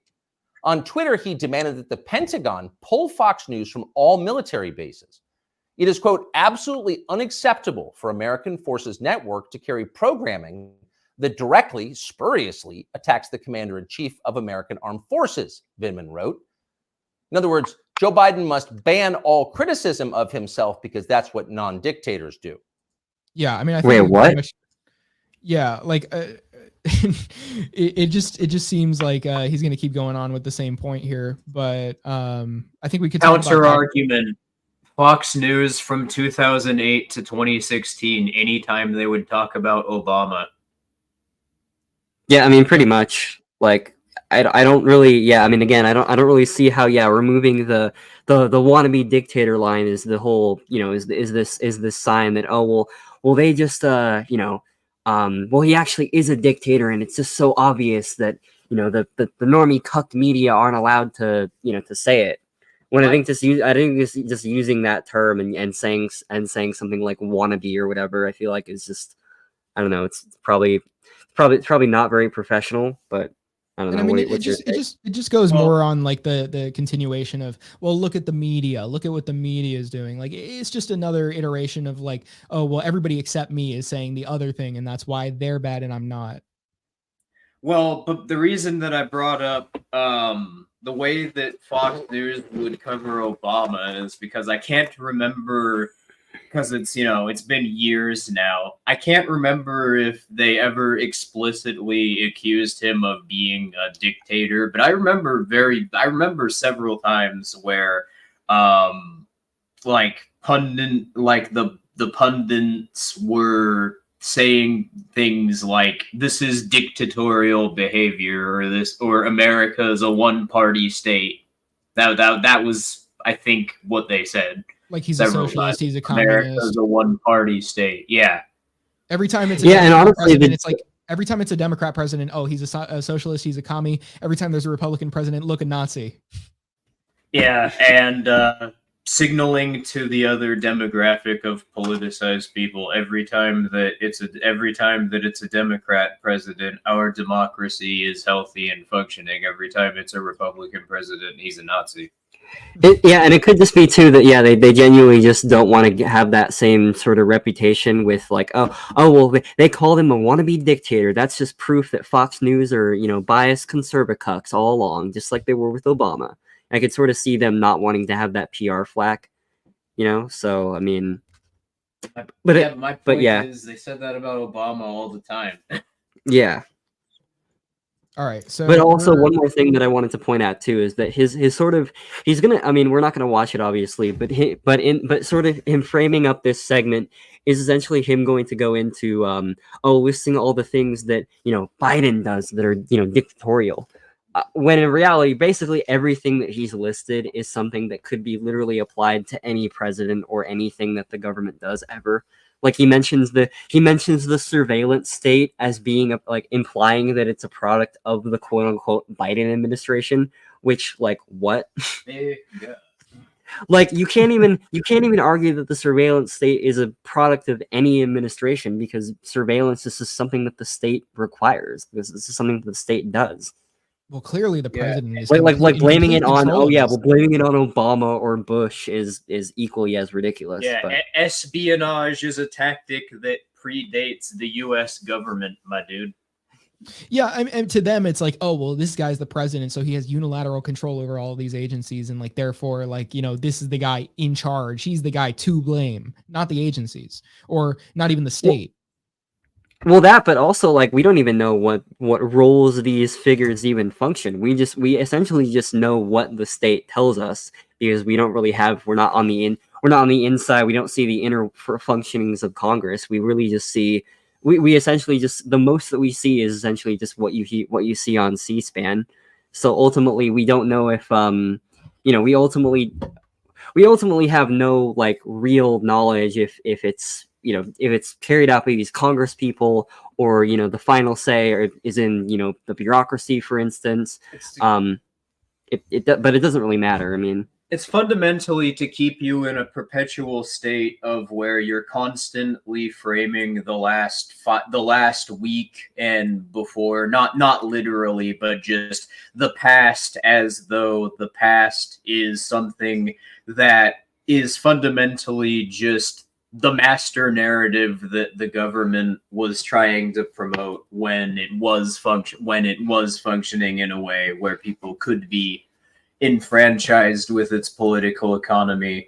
So and consequently constantly acting as though there's just this assault going on, and there's just it's what like George Orwell wrote about one of the ways in which propaganda worked in 1984, basically keeping it so that there's a constant perception there's a perpetual present. That's the way that he put it.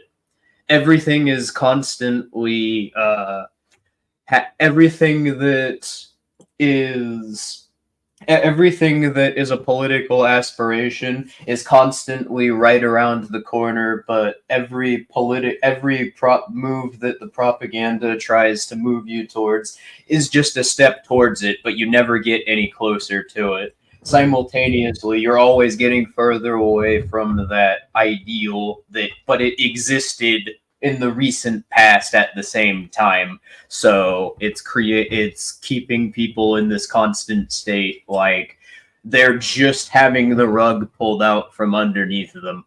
A good example would be, like in inflation or things like the quote unquote Second Amendment, where it's like, oh well, and I know these things are rapidly, degrading on your rights, but just one more vote away. I mean, if you just one more Supreme Court justice, it's like the people with the booster shots, just one more candidacy, one more presidency, and we can have it back. But really, it's a way of controlling your perception of the past, which gamifies the rules for what you think is going to be implied by in the future for future trends.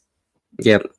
but almost it's like your day is like stuck in a loop. Like you just wake up and it's like it's not the exact same narrative. It's just in the sense that like you are being propagandized every day and it just keeps on happening and happening. It's like your life is never actually moving forward. Your life is never moving forward, but you're aging and like you're dying. Yeah. And, yet exactly. That never goes anywhere. That's basically how the state's propaganda has that's how it's felt since like 2020. Yeah, and I mean, like we've talked about kind of like when we were talking about like white market employment and all that, we were basically saying like, well, this is like the state's way of like taking your time and energy from you, and then like involvement in politics is like additional taking the rest of your time and energy from you. Like this is literally just like a further attempt to just steal your life away from you so that you're not doing anything about the state or doing anything that would be counter to what the state wants you to do. Well, that's the point. It's intended to keep you complacent while making you think that you're engaging in subversive action. Yeah, actually, that's something that I think we touched upon earlier, is that propaganda ultimately its end is not ideological, and it's not even to get you to think a certain way. It's to spur you toward action, and we're talking about action in the Austrian sense. So that could include like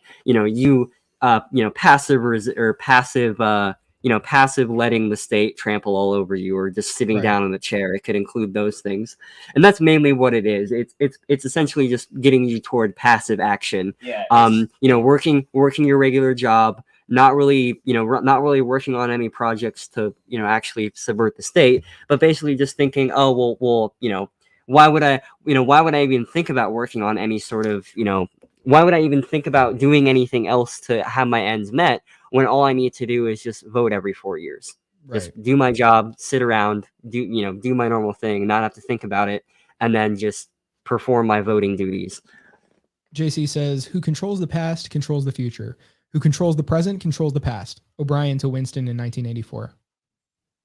Yeah, and it is literally 1984. Yeah, and if you can control where somebody thinks that their actions are going, what they think their actions imply, well, then you can keep somebody in a sort of perpetual inertia while simultaneously making them think that they're undermining your control over them. Right. All right, so we are going to head over to Tucker's, not next episode, but next on X, episode 6, Bobby Kennedy is winning, and we'll take a look at the first few minutes of this. Hey, it's Tucker Carlson. There's never been a candidate for president the media hated more than Robert F. Kennedy Jr. You thought that title belonged to Donald Trump. Of course it must, but go check the coverage. Trump got a gentle scalp massage by comparison when he announced. When Trump also here, you can just pause it real quick. Yeah.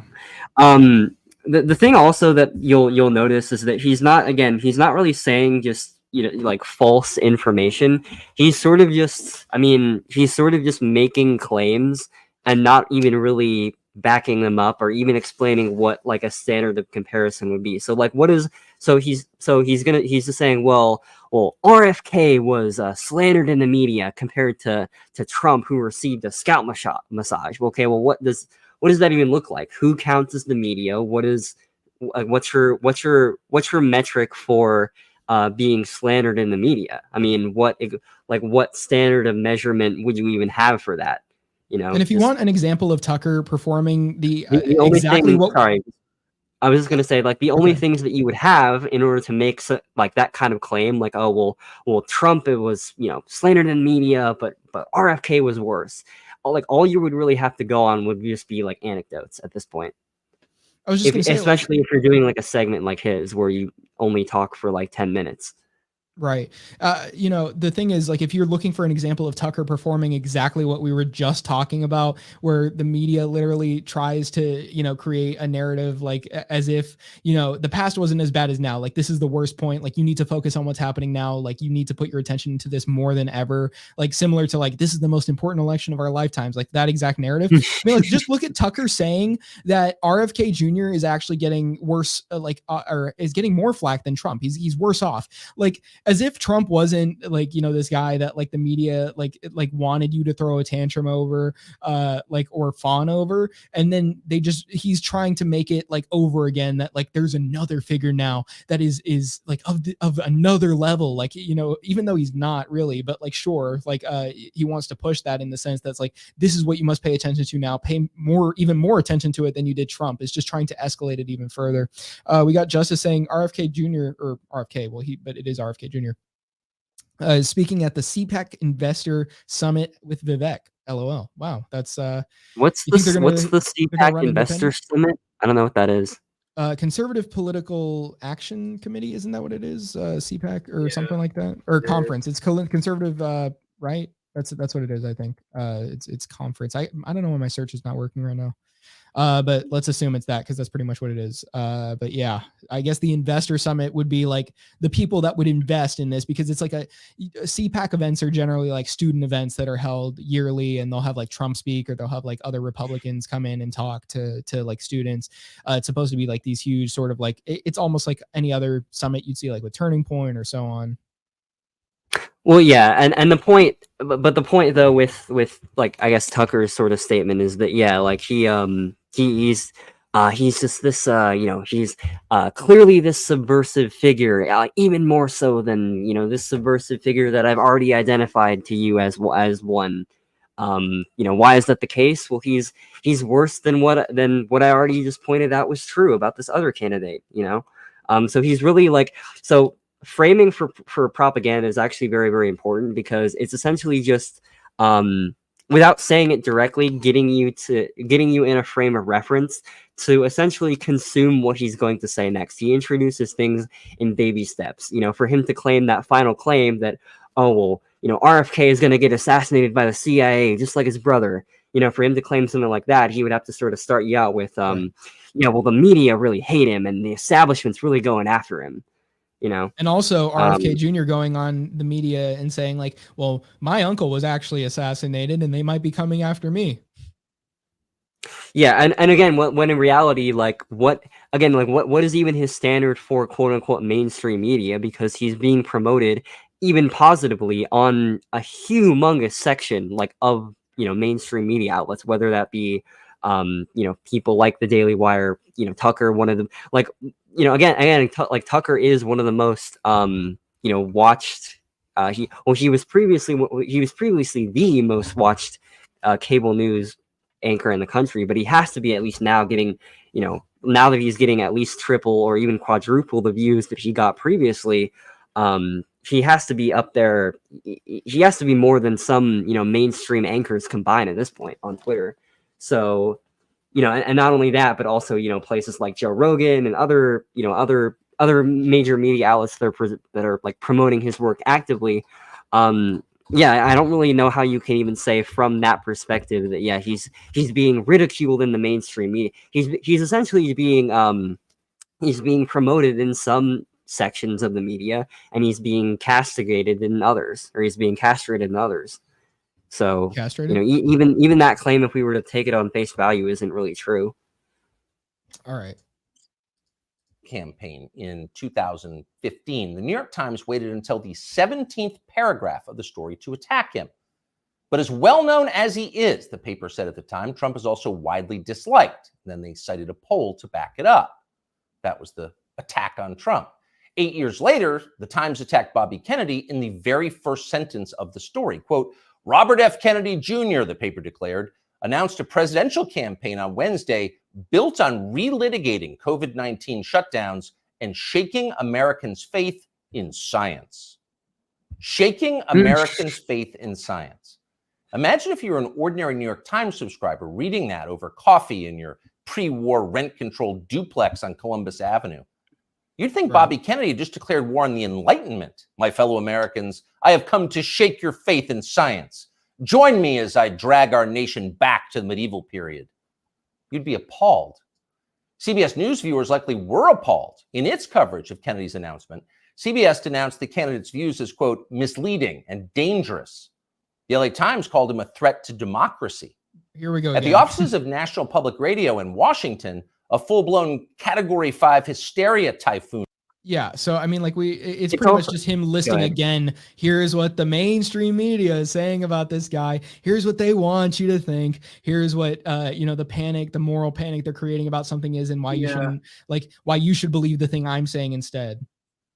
Well, it's also just basically just listing out anecdotes of media agencies doing this, and again to like this sort of idea that this is something like brand new in quote unquote journalism. This is something that every media outlet does, bakes in loaded headlines like that for people that they don't like. It's the same thing with like, I mean, this was the case even when this was pointed out even by Orwell himself, for instance, talking about like newspaper agencies railing against fascism, and the unique evils of Hitler, ignoring other evils in the country, for instance.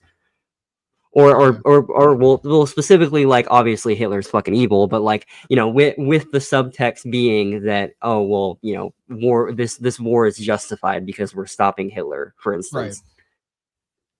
Yeah, I mean, I think that pretty much wraps it up for that clip, honestly, or that I'm show, fine with because that. like he's just going to keep repeating the same stuff. I mean, like, you're right. Like, But literally, it's you can tell everything he's in, and that's the funny part. Like, you can tell everything he's about to say just based on the first couple minutes, because like at least, like, a show like with an actual conversation like the one we're having, or just generally like random people talking on YouTube with each other, like they'll actually start bringing up points and having some sort of dialogue. But Tucker, he just like literally looks for every example of like the media in general saying something, and he's like, look at what the media is telling you. And that's just every Tucker show. Yeah, understand what the state's interests are, understand how the state is going to try to message to each specific demographic that they carve out within political ideology, and understand what they're signaling to the demographic that Tucker is trying to message to. And you can understand everything he's going to say about every topic. And Tucker's show is just the news. And I'm not talking about in a good way where it's like, oh, just the news, that's all you're getting. I'm talking about like literally like any news outlet that you'd watch on TV where people are saying this is garbage and this is actually rotting your mind. It's that exact same stuff, just differently packaged. Yeah, and also something to point out too is that like media agencies, even if we're going to take this at face value, that the media is criticizing them, in reality, any kind of criticism that these people are going to get, like people like RFK or Ron Pastrami or whatever, they're not going to be getting any kind of actual criticisms that's going to be subversive. These criticisms are essentially going to be, well, he's just he has the wrong platform, or he's the wrong guy for the job, or criticism that don't actually critique the problem with politics itself. They're just critiques that essentially say, he's he's uniquely bad, and if you elect this other person, things are going to be okay. They're not subversive to the state, and they're not really subversive to anything bad that is going to happen when with regards to the current political situation that we're in. So like even taking that at face value, that all these they're attacking this person, that means that they're a threat. No, that doesn't really mean that they're a threat at all. It just means that they're attacking the person, but they're attacking the person through a narrative that isn't actually subversive, if that makes sense. Yeah. Okay. So we're gonna take a look at the next episode, which is 7 on X. Tucker Carlson on X. That's what he calls the show, literally. That's why I'm reading it as that. But it is episode 7. Irony alert: the war for democracy enables dictatorship. Or is that? Yeah. Yeah. Okay. So that's what we got there. Oh yeah. Okay. I remember why. Yeah. Oh, sorry. I was just gonna say I remember why I chose this episode. Because this was something important to point out. Okay. Yeah. Sure. Hey, it's Tucker Carlson. You may have found yourself wondering recently, as the world slides closer to nuclear annihilation than any time in human history, why exactly are we at war with Russia? It seems like there's a pretty significant downside to this particular foreign policy decision, starting with economic collapse and ending potentially with extinction. So is there a good reason we're doing it? So many innocent young people have been killed. So many hundreds of billions of dollars have been wasted, some of them from the US Treasury. So what's the point? Are we really doing this so the Biden family can repay its debts to the oligarchs who finance their beach house in Rehoboth? Are we doing it so our government can continue to lie about its illicit biolabs in Eastern Europe? So that flabby losers like Toria Nuland and Tony Blinken can feel like they're doing something important with their sad, empty lives? Really? Honestly, there's got to be a better reason for waging this, the most pointless war of all. What is it? Well, thankfully, we have an answer. Pointless war. He's about to say the quote unquote reason why, and we can talk about his framing in a second. But yeah, he's this will be an important point to address. Sure. The war against Russia, ladies and gentlemen, the war against Putin and for Ukraine is in fact a war for democracy. Watch and recall the motive. The president has said many times we're focused on what we can do to support Ukraine's effort to fight for their democracy. Democracy must prevail. The Ukrainian people are fighting the fight for their democracy, and in doing so, for ours as well. Assisting and helping Ukraine win this fight for democracy and freedom. And of course, that guy needed a Ukrainian looser President collar. Zelensky understand that what's at stake in Ukraine is bigger than just his nation. It is literally a battle for freedom and democracy themselves. They are showing the world what an existential fight for democracy looks like. President Zelensky and the Ukrainians have changed the course of history for the better, and we unequivocally are with the Ukrainian people in their fight to remain a sovereign democracy.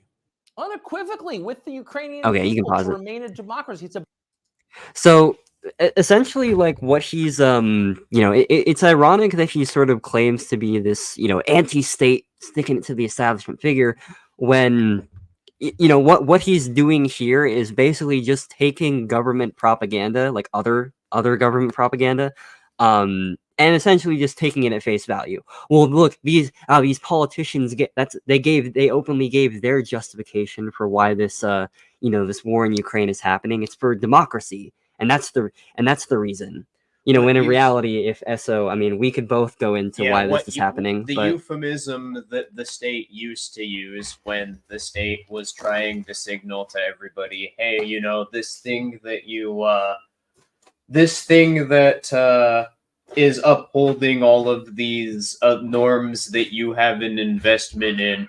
Well, the euphemism they'd use then is national security, but now it's curated depending on your demographic. If you're a political conservative, it's culture preservation.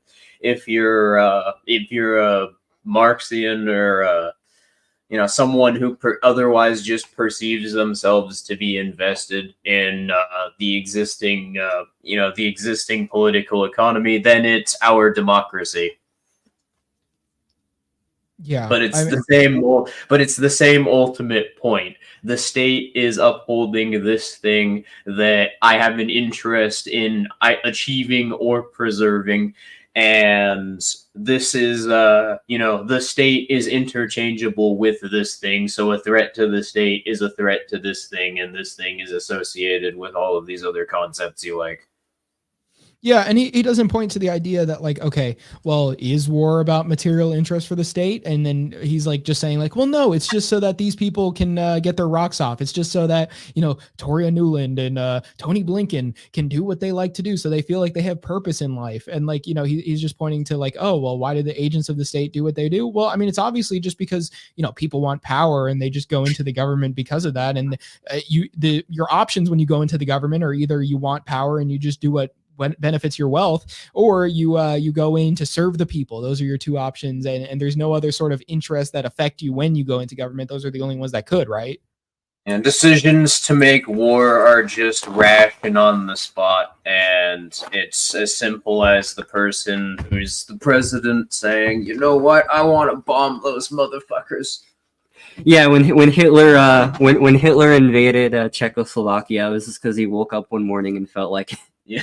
And it has nothing to do with like the resources of the country. It has nothing to do with the like a carefully planned out thing. It's just he woke up in bed. That land over there, I think it should be mine. I used to live there. I want to get it. Yeah. So what's funny too is that's actually like, again, that's the actual justification that people like Hitler and and basically everyone gives, is that it's just we just decided that way. I woke up like this, essentially.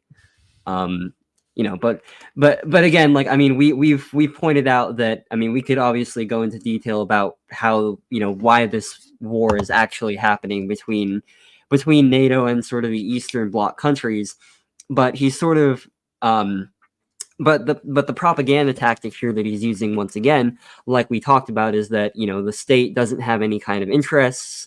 It's not really an organization. Again, it's just it's essentially just they want to do this for for ideology. And there's a problem that sort of leads to, like we've talked about multiple times, is that it implies that, oh well, if you just get different people who claim to have different ideologies, then the actions of the state are going to change. When in reality, these wars that are happening in the Middle East, whether we're talking the Russia-Ukraine war or the Ukrainian war, they're all tied to key financial interests that can't just be fucking tied because because even the president just ideologically whims it. It's the same thing why inflation isn't going to stop. These increasing taxes are not going to stop. It's this these are things that can't just be snapped away because we elect a few different Congress people or a few like a president. Yeah. And we can get into why specifically, with bruh. Yeah, speaking of the Ukraine war, says JC, do you think if John McCain was still alive, he'd be endlessly getting off to all the warmongering the U.S. has been doing against Russia? Yeah, probably. Him personally. I do think so. I don't see why not. Why would he not? Probably, yeah. If only that was his thing throughout his entire career. So yeah, he absolutely would have been. If only it existed so that he could rot in it. Yeah, but essentially, yeah. If anyone who's a fan of Tucker or a fan of Fox News or something is watching us and being like, well, no, obviously, this Ukraine war was, whatever your narrative is. If you're a Ukrainian person, like with the hashtag Ukraine in your bio, and you think this war was started by Putin just being Hitler 2.0, or if you're basically just regardless of your your opinion, the point of this war is essentially just because there are some serious financial interests that are tied directly to the the specific region being contested, the Donbass region. It's a very important pipeline. I forgot what it's called. You know what the pipeline's called, Essa? Druzhba pipeline, I think. Yeah, it's one of the largest oil pipelines in the world, and what a shock. U.S. government plus NATO highly concerned with oil. Well, I mean, you could get into petrodollar recycling if you'd want to explain that, but I feel like we could probably just leave it at that at this point. Yeah, we should, honestly, because I mean, there's some currently. I was just gonna say, BRICS currently trying to establish a gold-backed oil-based fiat currency called the Petro-yuan, and simultaneously, both the U.S. and Chinese governments operating around debt, which is internally unsustainable unless they take control of supply chains currently controlled by other states. And at the same time, this happened suddenly. This war, which just conveniently happens to be between those exact two factions, BRICS and NATO, starts, and it's specifically over contesting a region where the outcome of the war, so whichever state ends up seizing control of that region, gains strategic control over a pipeline that essentially would give the state that has control over the region it is flowing through direct control over how the entirety of, not the entirety, but a significant percent of the oil and gas that fuels Western Europe is distributed into Western Europe. Yep, and for those who don't know, BRICS is basically just the Eastern Bloc countries that are all in. It's basically just the Eastern NATO. So it stands for Brazil, Russia, India, China, and South Africa. And there are other. I mean, I think there are other countries in that organization, but yeah, those are kind of the main ones. But essentially, yeah, the idea that this is just like a Russia alone versus, you know, Ukraine thing, or a Russia alone versus NATO thing. No, it's actually the, you know, the Eastern Bloc countries, basically just Russia and China. I mean, primarily China, right? Against NATO. Is this those two allied superpowers essentially fighting for control over oil? Yeah, the roboting thing on occasion, that's actually like, it's specific to ANCAT for some reason. I don't know what's up with that. It happens sometimes. Yeah, it comes in and out at Wait, times. really? Yeah, it's only really like, I only ever have that with you. It's so fucking weird because I'm not even on my mic anymore. We're using SOs. I don't know what it is then. Maybe it's something with the connection just in general on StreamYard. It could honestly. I've never had anybody else like have that. It might just be the internet connection. So apologies to everyone if that keeps happening. Did that come through clearly? I guess like I could hear what you were saying. Yeah, it's just like it sounds like your voice is just a bit robotic. Like there's like this bit of a like a chopping happening, but it's not really affecting the actual speech. It's just kind of like on top of it. All right. Okay. Well, I've seen myself I've heard myself do that in other, you know, watching other, you know, clips of the stream, and yeah, I've so apologies for everyone who had to experience that. It wasn't bad, as usual. Like it just kind of came in and out. But I'm getting a call real quick, guys. You know, hello, tech support. How may I help you? We have Vivek Ramaswamy.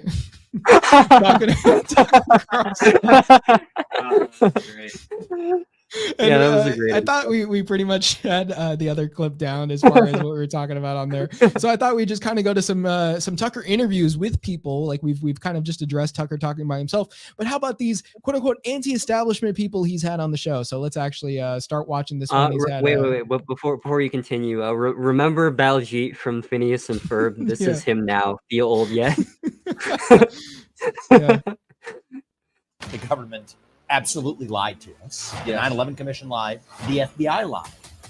There's a federal case of victims. Hold on, I just want to back up on that real quick. Absolutely lied to us. The 9/11 Commission lied. The FBI lied. There's a federal case. I didn't get it. Hold on. Absolutely lied to us. The 9/11 Commission lied. The FBI lied. I don't know why it's not working. It's not letting me pause it.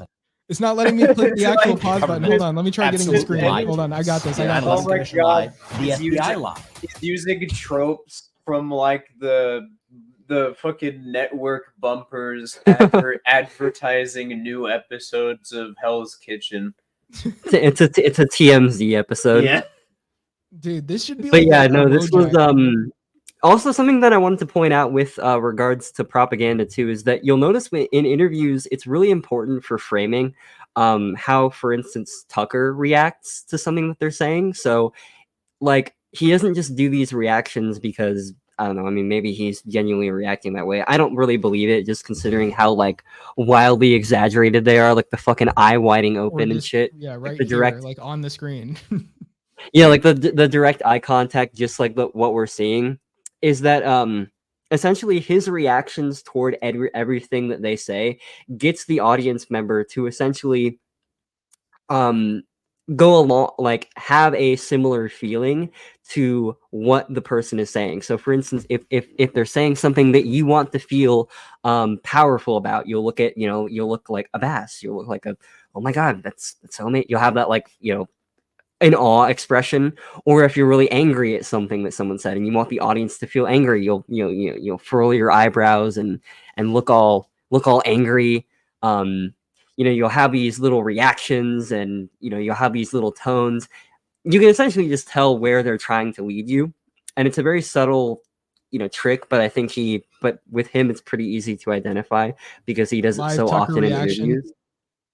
Basically that meme is essentially just it is a meme, but it is a well-known propaganda tactic. Have that. Most other propagandists don't do this through their facial expressions. Most other propagandists, it'll be like there will be a bumper on the, like, not a bumper, but there'll be a picture on the screen that is associated with, like, for example, if someone is trying, like they have someone on as a panelist who's trying to defend, I don't know, a specific like city government's policy or whatever, just say we're speaking within the internal reasoning of political ideology, and the general narrative curated, like the general demographic that that specific version of the political narrative is being curated,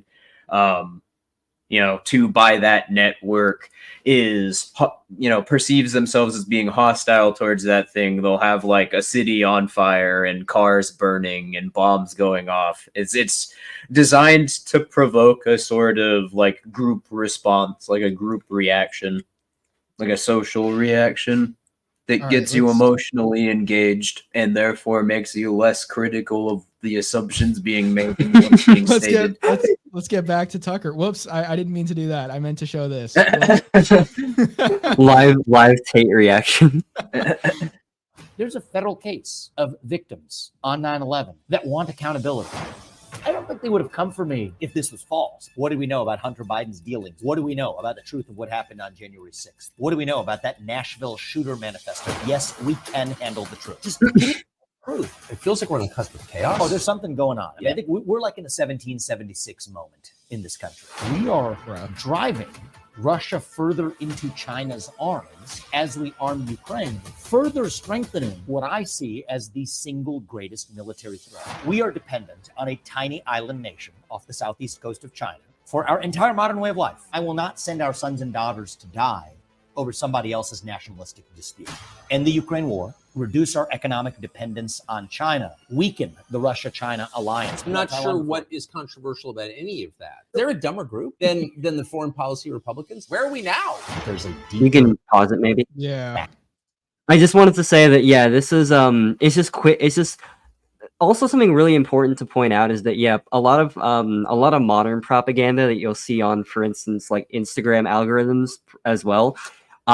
It's gotten like really, really good at just fucking lightning fast throwing shit at you, so you feel overwhelmed. It's basically just the Ben Shapiro tactic where they talk really fast. Yeah, so you don't have the ability to actually question any of it. So for instance, if he says something like we're driving Ukraine's driving Russia into China's hands, that thing, regardless of whether or not the truth of it is, if that's said in just quick cut succession like that, for the intro.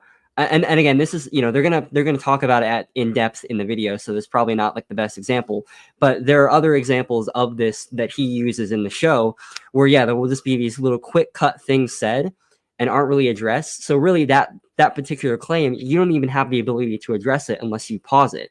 But the content that he's watching, like a 10-minute Tucker segment, isn't really meant to be paused. Like with a Tucker segment, and especially, and this was the case on live TV, but it's also the case on the platform like Twitter, even though you can pause it. The segment isn't meant to at all be paused. It's just meant to be essentially just one big long sentence that you're supposed to just have digested.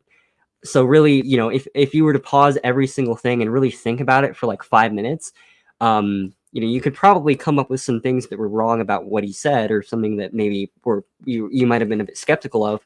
But even if that weren't the case, you don't even have the ability to do that just based on how the content's curated.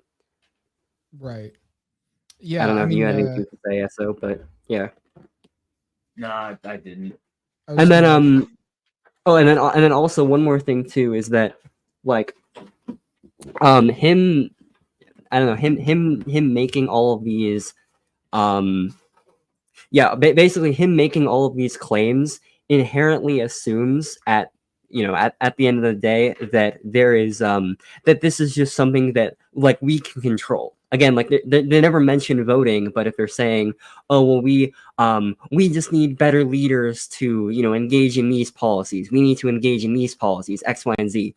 That not only assumes that like voting even matters to begin with, but it also directly assumes that, oh well, the Ukraine war is just something that we can stop at a whim, or these horrible inflationary policies, Biden's America, that's just something that we can just stop, or not we, but that the state can stop, Holy Yeah, shit, I am mean, I fucking falling for propaganda? Holy shit. Vivek literally just says like, this is what we need to do. Why are we driving Russia into China's hands? Like Yeah. they make sure that they phrase it this way, that like, like you are part of this system, like this system acts on behalf of you. And if this system's doing something that isn't on behalf of you, well, there might be a corrupting influence, but otherwise it's like, maybe we just need to convince enough people to stop thinking that this is good policy. It's ultimately the people's fault. That's why. It's actually you who's doing it.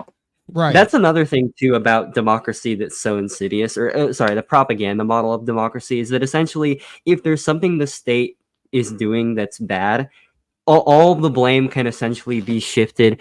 Essentially, it's a really good tactic because you don't really have the power or control over the state.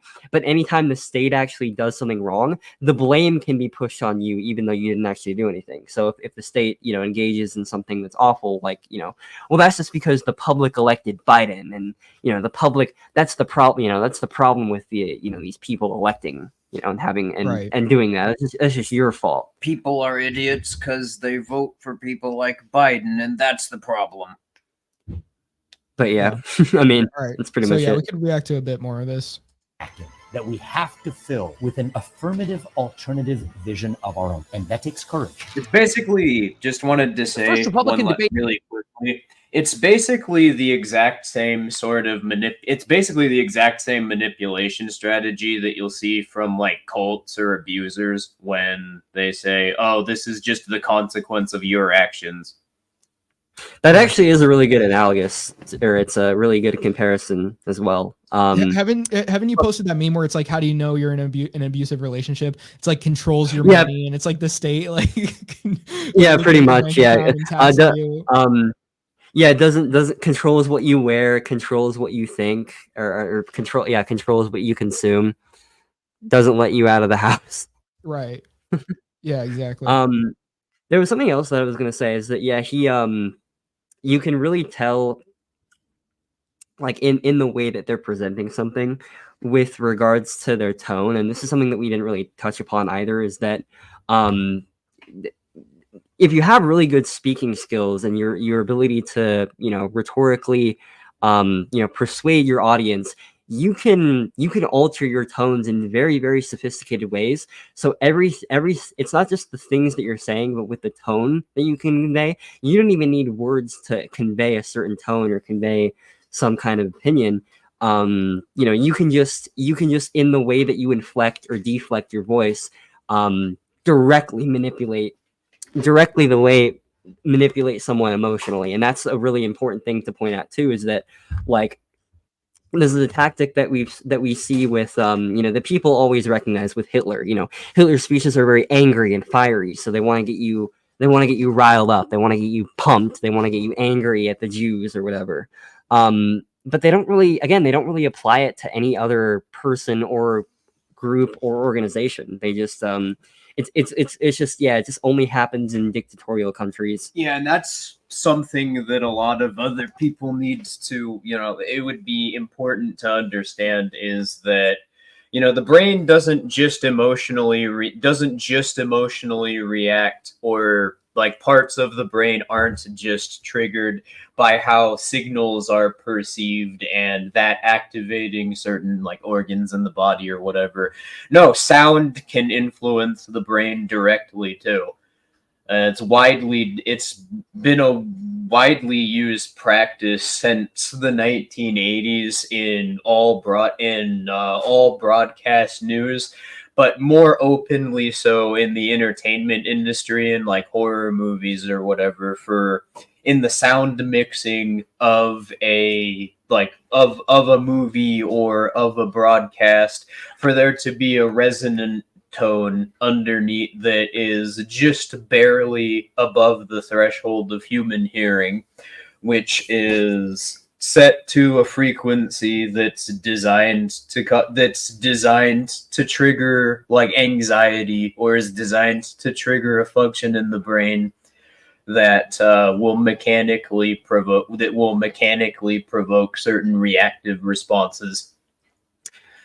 And also something that I wanted to point out too is that we're also not claiming that just speaking with emotion and speaking with passion like anyone who does that is automatically some kind of propagandist. But we're pointing out that this tactic also used with rhetorical manipulation and, you know, a lot of other factors, and also, you know, the organization that you're a part of, all of that together combines to create a propaganda model. It isn't just one thing. It isn't just your emotion. It isn't just, you know, who you're employed by. It isn't just you know, the way it's presented.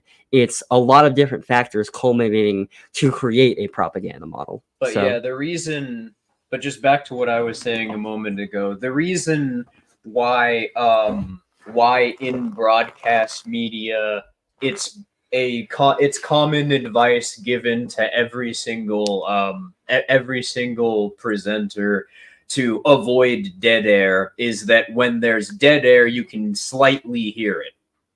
Like, go to any like Fox News clip and listen very closely at any time where no one is talking or there's just like a pause.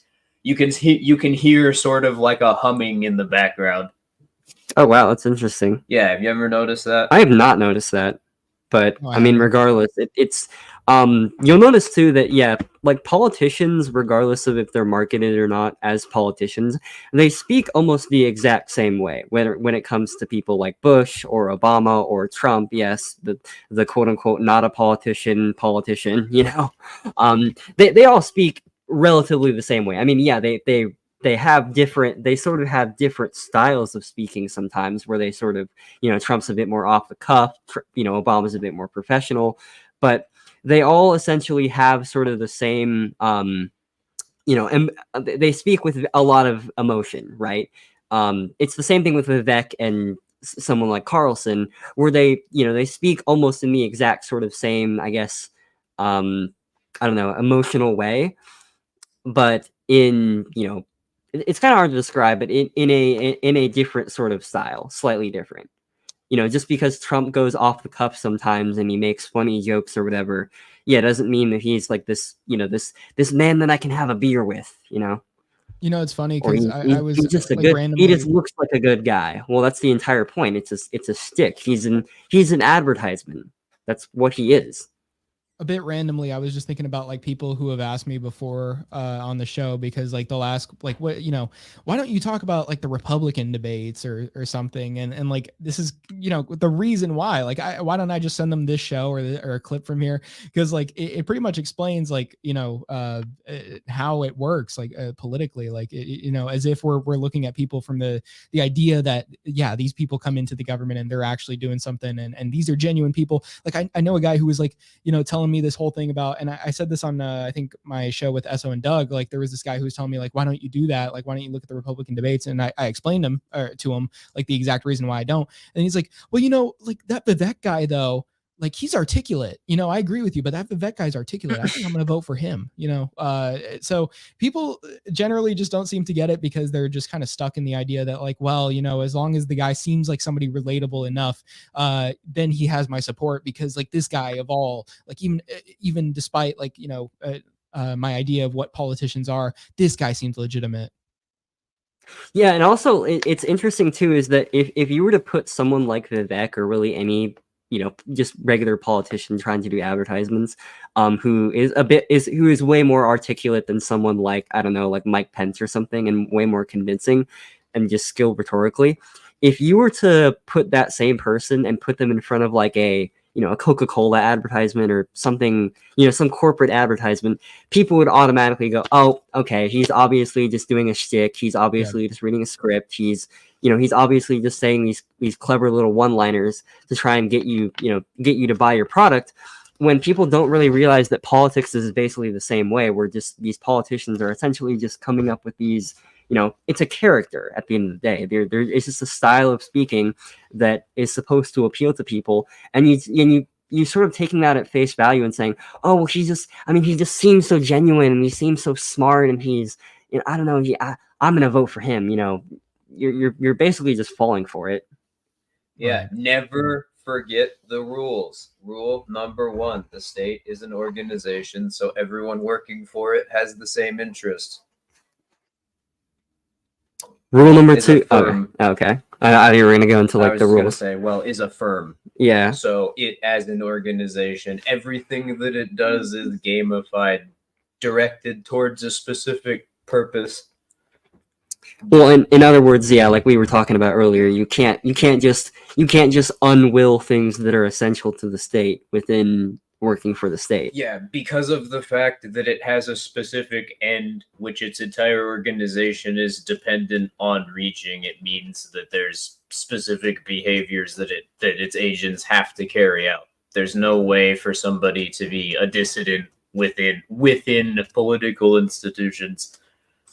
Yeah, I mean, there's no way you could really even go about starting to be one, especially with regards to just how entrenched, these financial interests are for the state. Again, they aren't just something that one or two or even a group of people can just say, oh, well, let's just stop doing now. No, the moment you stop performing those functions is the moment that the state immediately knows what went wrong and roughly who did it, because it can see what was the implied, like, the result of that, like that function not being carried out. It knows what needs to be in place for that to be carried out, so it knows roughly where where somebody did something, where somebody dropped the ball, for lack of a better way of putting it.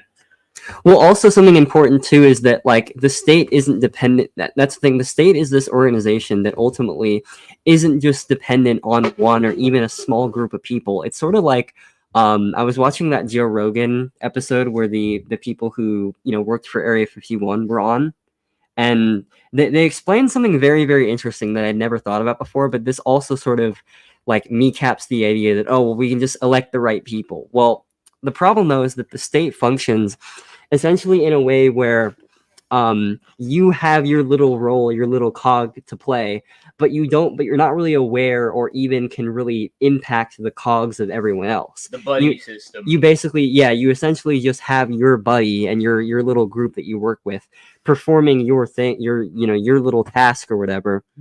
And so even if you like your range of influence is so negligible to the point where there's not really anything that you can actually do to disrupt anything that's really happening. You just have a very limited scope of authority. Well, that's why we must vote harder and get more of them in. Yeah, it's just to like more of them. It's the same thing with I imagine it would be the same sort of thing with electing a bureaucracy or whatever. Like changing the head of the CIA isn't really going to change anything about the CIA. You're just replacing one dude who's also working for the CIA with another. Speaking of people who might be involved with the CIA, we have our next Tucker Carlson episode. I thought we skip the Vivek one, but this is an interesting one. The one he did with Javier Milei, the Argentinian libertarian presidential candidate. If you had something to say, Ken, it sounded like you did. With the CIA, all of the passengers on the city bus next to me. Just kidding. But yeah, the passengers. But anyway, yeah, this is I guess this is for the ANCAPs watching if they want to have us sort of explain why this guy isn't well, he's Ron Paul 2.0, but not in the way that you think. Like not in a good way. Yeah. All right. Yeah. Well, we'll get into that as soon as we review the clip right here. Let's start on it. We're in downtown Buenos Aires, the capital of Argentina. This was once, about 100 years ago, one of the richest cities in the world. And you could tell as you walk around the faded grandeur of a once great city. But this is now a desperate country. Its economy is in shambles, has been for a long time. Argentina famously defaulted on its debt more than 20 years ago. But now hyperinflation has made this country genuinely desperate. You see it when you have dinner here in restaurants and people pull out bricks of local currency, the peso, to pay. It feels like Weimar or Zimbabwe, but it's not. This is developed. Also, you could pause it here for a quick second. Sorry. Well, real quick, Tucker, I thought you said the Austrian libertarianism economics is of the global elitists. Oh yeah. Well, he has sort of which one is changed his stick, so he's more. Yeah, I think he's he's just changed his demographics, so now he sees libertarians as someone to openly advertise towards. Oh yeah, and this also should be like, if we haven't made this clear already, this should be like one of the best examples of why this candidate is not really subversive at all, because yeah, they're being interviewed and praised by this state agent, this state propagandist. So that should probably be your first sign that maybe this guy isn't gonna be the the savior of the Latin Americans. But something that I also wanted to point out with his sort of framing here is, again, sort of just the idea of making claims without really having to back them up, to saying, well, Argentina, or Buenos Aires was a beautiful city, and then it was steeped into poverty by inflation. He just kind of says it and doesn't really, regardless of whether or not that may be true, whether inflation may or may not be a factor, he just says, this thing was objectively good, this thing happened, now this thing is objectively bad. Like, what's your standard for good? What's your standard for bad here? What are there other factors that could have contributed to something, to this decline? That's something that you're not even gonna really get from him, and it's something that, like, this is a common pattern that he has on his show, where yeah, he'll just say something's good objectively, and then he'll say, this thing happens and now it's bad. Right. And again, I'm not even like disagreeing that pint of adrenochrome. Yeah, real quick, Justice says he seems like someone you could share a pint of adrenochrome with. Yeah, he's a secret adrenochrome sucker. Looks like it. But yeah, basically just and I'm not even like really necessarily going to agree that yeah, like Argentina is probably a fucking shithole, but the framing here I think is important, because he's framing it in terms of just essentially just expecting you to agree with him, and not really within your own internal narrative questioning whether or not it's bad. He just says, yeah, this is good, and then this happens, then it's bad. And so, regardless of the actual reasoning for why that might be, you're not even allowed to question it, even if that thing actually might be true. So that's just one thing that I wanted to point out. What'd you call them on the Sunday stream? The African countries, was it like it was landfill countries, or it was like what? It was garbage heap or something? Yeah, I remember we were talking about like basketball India. people. That's from. No, but I'm just saying India. Like, yeah, well, I'm saying we were referring to basketball people, and we were talking about Africa, and you're like something about that landfill country or something like that. I thought it was funny the way you phrased it. Countries adjacent to Niger. Niger adjacent, you could say. Yeah. I hate Niger's economic policies. Okay, you continue. High speed. And because of the frustration that has built up among the population, particularly among poor people, a man called Javier Milei is poised to become its next president. He's a former soccer star, a goalie, a performer in a Rolling Stones cover band, and a libertarian economist. He's not a libertarian in the traditional American sense. He wouldn't fit into the Cato Institute, which has attacked him for liking Donald Trump too much. He's a libertarian in the traditional sense. He believes people should have the maximum amount of freedom they can be given, which is a lot, much more than they now get in Argentina. Also, yeah, actually, I need to point out here, yeah, the sort of framing it as, well, he's a libertarian and he wants maximum freedom. Well, if he's framing it as that, what maximum freedom looks like is essentially voting for him. Tucker Carlson is an effective propagandist because he's able to reframe essentially the exact tactics that he's engaging in as though they're being employed by the people that he's critiquing. But essentially, he's a skilled propagandist because of how heavily he leans into projection. Yeah, and gaslighting. Because that's literally just verbatim what Malay is an example of. He's an example of this ongoing attempt since the 1970s to try to co-opt libertarianism as a movement by turning it into basically to essentially just a political ideology that is functionally only different from liberalism in that what it's claiming about society is even more vague. Right. Well, that and yeah, he's just promoting things in terms of policy, but we can continue. From basically nowhere in the last several years to become maybe the most famous person in this country. The election is next month in October, and once again, it seems like he's likely to win.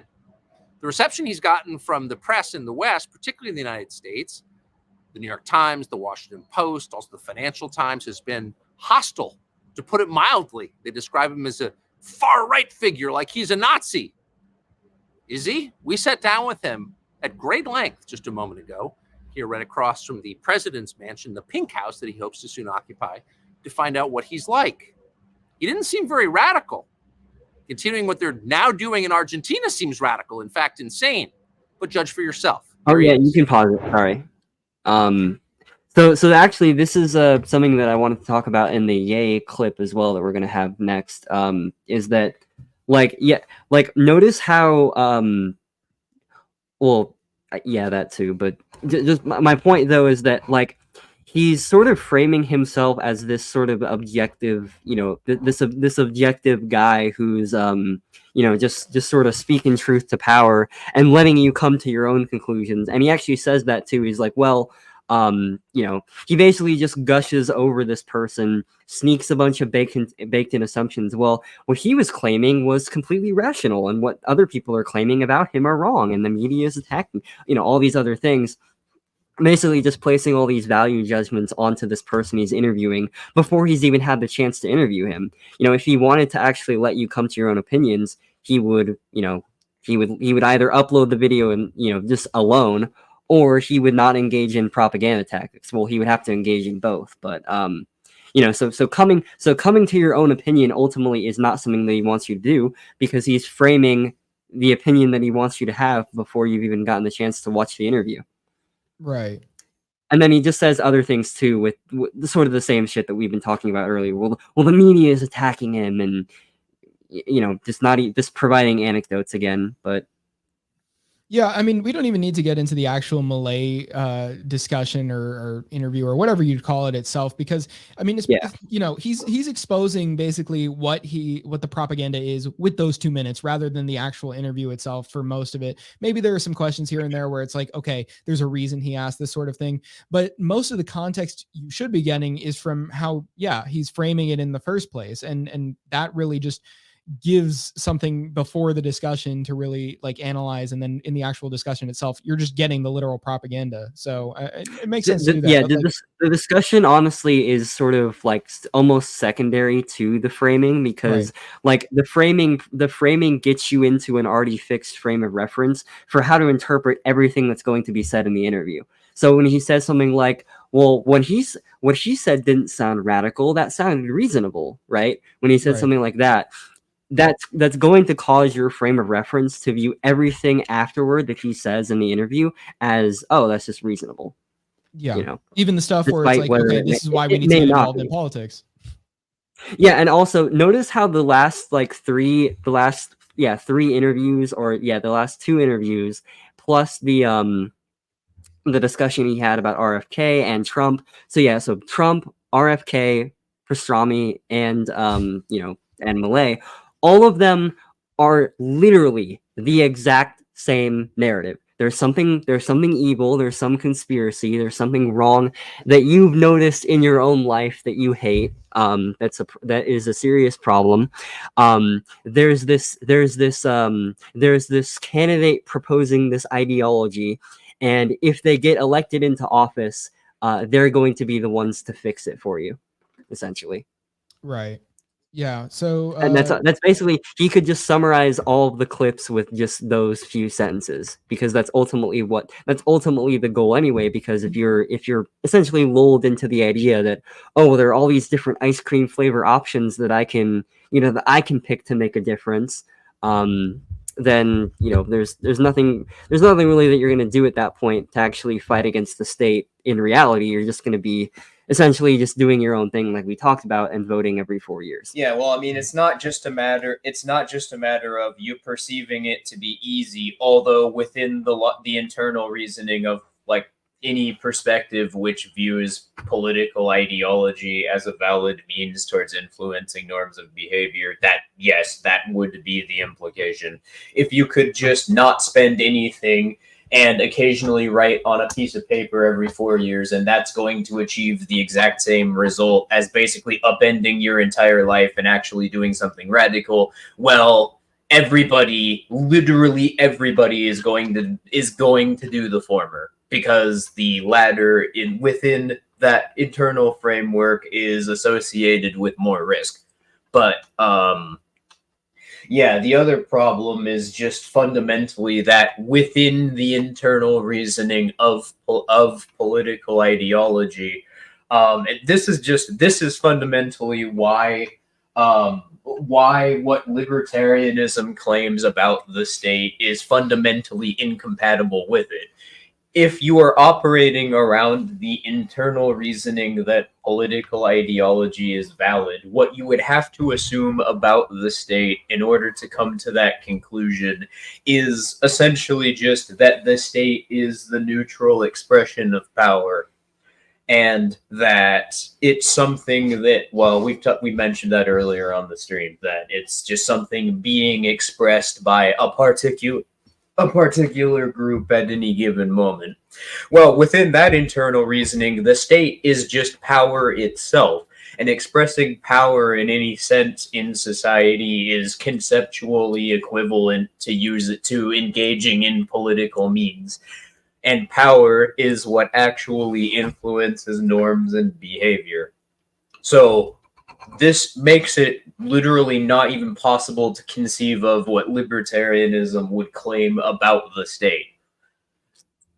Yeah, something else to quickly highlight too is that like a lot of people sort of make this, might be questioning, well, okay, well, if politics is this failed means, and the state's directly promoting it, like why would the state have an interest in creating these propaganda, like lull you into what, like lull you into voting, like what does the state not want you to do, if it wants you to be complacent?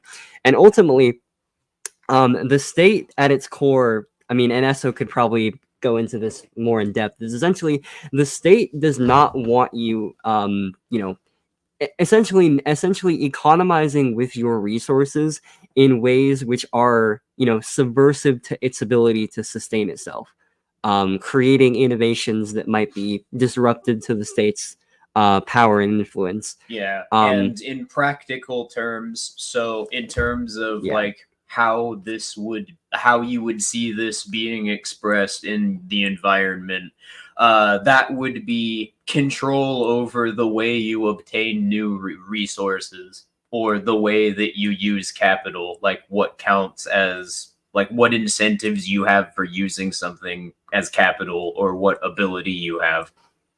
And you might say, for instance, oh, well, if I'm trying to network, with my resources in a way, that might challenge the state, the status quo or whatever, if I'm just doing that, not like me doing that alone isn't really going to, do or affect anything. It might make me more safe and my family, for instance, but it's not actually going to do anything to subvert the state. And the problem with that, line of reasoning, though, is that propaganda is a mass media phenomenon. So for instance, like we've discussed, on the show multiple times, how we don't believe that political change can ever come through, political action, essentially through, voting, through, just getting different people in power, X, Y, and Z. We recognize that the state is this, we keep saying the state's a coherent organization. I guess we should sort of describe what that means. Essentially, it's a type of firm which you can definitively point to. You can definitively point to things that are required to maintain that organization, and things that aren't really going to change depending on the people you elect. And I guess my point though with that is that I want to give an example of, like, suppose that everyone in the US, for instance, not only conceptualized the state in the way that we do, but imagine that because let's say, they were disillusioned with inflation, for instance, or they're disillusioned with all of these authoritarian policies that the state's doing, but they've recognized at this point, every single person in the US, that voting or engaging in electioneering isn't going to actually stop these these warlord pedophiles. If that is the case, then essentially they still have these artificial pressures of things like inflation, of all these terrible things that the state imposes onto people. What necessarily are they going to do?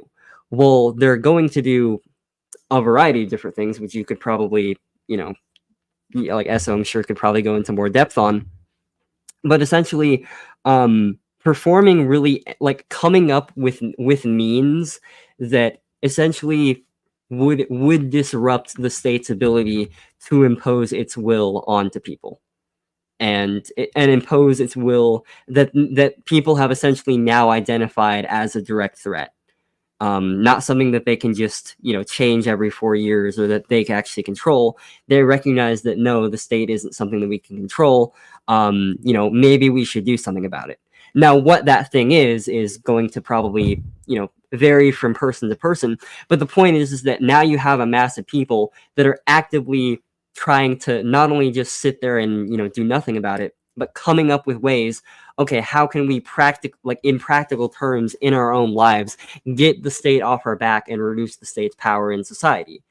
And the state, for that reason, does not fucking want people, to have that mentality. They want people to essentially have a mentality where they're lulled into basically the passive action that we've been citing over and over again, which is just sit back, vote, campaign a bit, and donate to a politician. I mean, Right. Do you have anything to add or critique on that, Esso? No, that sounds about right. All right. Yeah, it does. Yeah. So sorry, that was a bit long-winded, but yeah, I think it's worth it. We will not necessarily wrap up all the Tucker clips, but at least the interview ones for that, because we're about 2.5 hours in. But that's fine, because I've actually been having a good conversation so far. But we're gonna take a look at the Ye interview, huh? All right. We're gonna see how is it going with Kanye and Tucker. Just the beginning of it. We'll see what he says about it. But yeah. Good evening and welcome to Tucker Carlson Tonight. Kanye West, now known as Ye, is one of the best-selling musical artists in the world. He's also in recent years become a celebrated and very highly paid fashion designer. And of course, for a decade, he's well known to TV audiences as an in-law of the Kardashian family. But it's West's latest incarnation as a Christian evangelist that brought us to his office in Los Angeles today for the interview you're about to see. Days ago, during Fashion Week in Paris, West, accompanied by his friend Candace Owens, unveiled a T-shirt that read simply, "White Lives Matter." The response from the fashion industry and international media was instantaneous and uniform. Shock, horror, rage. There is no excuse for this, thundered the New York Times. West is legitimizing extremism, shrieked Rolling Stone, etc., etc. What was strikingly missing from the coverage, however, was any explanation for why West did this. What was the T-shirt about? No one seemed to think to ask him, much less to listen to what he had to say. White Lives Matter. Yeah, well, I was just making a joke that it made me want to raise my hand when I saw that shirt.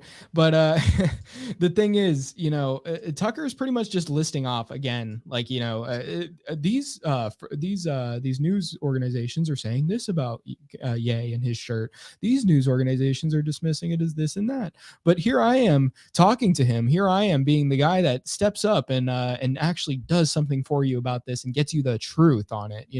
I'm the guy that's delivering that for you. Well, yeah, basically, yeah, all of the essentially every single I mean, really, if you watch the entire podcast, you will literally see that every single clip is literally just started out. Look at all these examples of the media attacking this person. So this is evidence that they're a that they're a subversive, or at least in the case of Ye, basically just that not that she's like a subversive to the establishment, more just that that. I mean, maybe subversive to the establishment in some sense, but basically, I think he's more highlighting within this interview, the idea of the lib cuck media attacking him, sort of thing, and promoting this idea that, again, the media is this sort of hegemonic thing that like he's not a part of. Right. Instead, the enemies of his ideas dismissed West, as they have for years, as mentally ill, too crazy to take seriously. Look away, ignore him. He's a mental patient. There's nothing to see here. But well, that's not polite to say about black people. West crazy? You can judge for yourself as you watch what we're about to show you. He has his own ideas. We can say that. Black man mentally unwell. That's going to be the headline for CNN. That would be a funny headline, though. Not actuaries. His freeform social media posts give the impression of a man channeling his rawest emotions right onto Instagram. The effect can be jarring and is often used as ammunition against him in the battle for influence over the minds of America's young people. And that battle is intense. But crazy? That was not our conclusion. In fact, we've rarely heard a man. That was not our conclusion. Speak so honestly and so movingly about what he believes. But again, you can judge for yourself. Here it is. It's like, okay, here's what we decided was the conclusion of it. Here's what we decided we learned about it. And if you don't feel like that, well, you can learn for yourself by watching, right? You can come to your own conclusion. But we already think this. We already think a certain way about this. Yeah, and that's what I wanted to highlight too, is that this is just another example of him doing that. But yeah, I mean, we've kind of pointed out the problem with it. Yeah, I mean, as much as I'd love to sit here and watch Kanye talk for like 2 hours, or actually it's only like an hour. The last clip I actually wanted to go over because I kind of jokingly mentioned it on the Discord. I'm like, what if we reacted to Tucker laughing, like just his laughing compilation to look at? Yeah, this is great. This is actually like, we'll get into it, but this is actually something we even pointed out last stream as something that is actually important to look at in relation to our topic. But let me see. I will load this up right here. I don't know if you can pause on YouTube. I guess I'll just have to reload it as soon as I get it up on screen. Okay. Let's see. As you can hear, when there's dead air, there is no humming noise, I hope. We're not propagandists yet. Oh, hold on. CIA I don't have it on stage. Okay, hold on. Well, as you can see, he's a hyena. But oh, God. Hold on. Boy.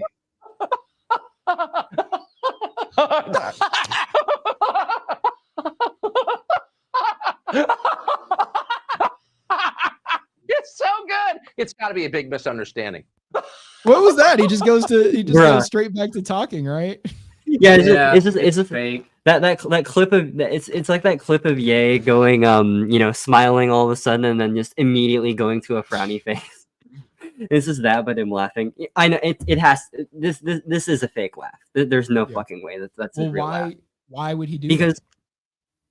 Okay, so he would do that, well, sort of like the way that we like the reasoning that we mentioned earlier, essentially just as a means to, react to something that someone says and to get them to essentially feel a certain emotion. So laughter is a really good way of thinking that, oh, well, this guy's funny, this guy's relatable. This guy said something funny about this other political opponent that I don't like, and we're laughing about it. So, just basically just essentially just gaslight. Essentially, just like what Tucker is doing is he's basically just playing the role that laugh tracks do in sitcoms, basically just to gaslight you into thinking that something's actually funnier than it actually was. All right, hold on. I just came up with that, so I'm pretty proud of that. Yeah. Or conversely, it can be a subtle way of gaslighting and demoralizing someone who is making a claim that's subversive. Oh, that too. Like if someone they don't like comes on, they can just laugh at them. Don't just do it. Innovation is a process, but you know, let's.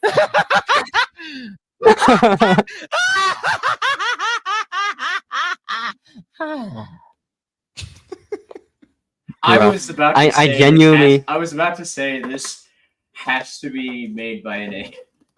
No, it's him mocking Kamala Harris's laughter, but making it sound even more insane.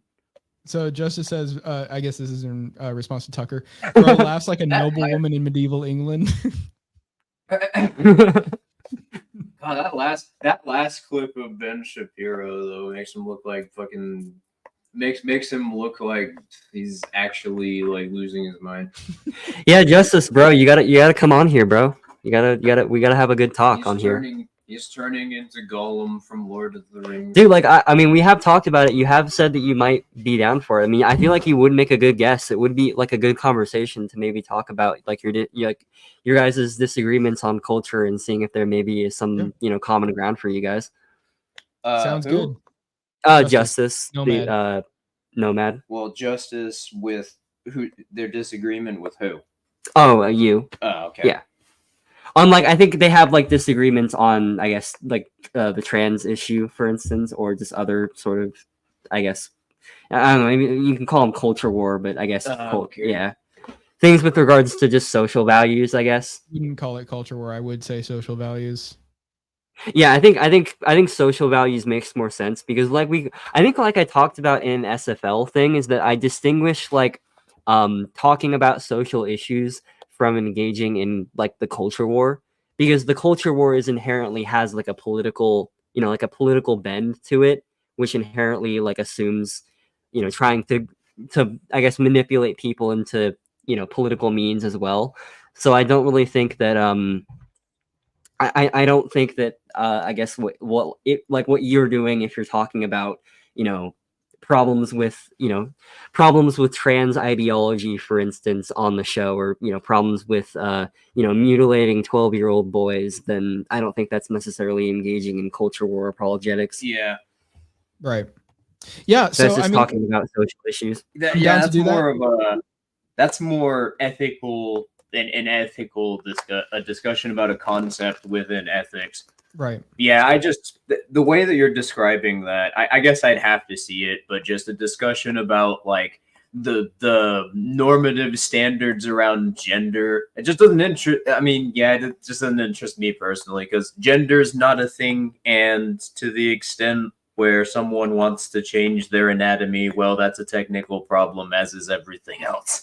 I mean, it is a thing, but I mean, you could say it's, I guess, sort of vague, like your expressions of sex, for instance, and like the sort of arbitrary categories that we place gender into. Well, the problem with gender though is that it implies sex and identity are inherently linked, which implies that the mind isn't a distinct structure from bodily anatomy. I mean, not really, because trans people exist. So I mean, I think a lot of lefties, like for instance, Justice, would make the distinction between sex and gender, which I would. I think gender is. But the concept of gender frames identity. What it assumes about identity would entail the mind and the body needing to be part of a single system. Well, maybe that's its own conversation, I guess. Yeah. Yeah. No, I'm just gonna come in there like Jesse Lee Peterson, like that one clip where he's like, "So why you support trans mutilation of kids?" With that was good. With these feminists, man, the problem is they're lesbians. They're ugly. They're no one wants to sleep with them.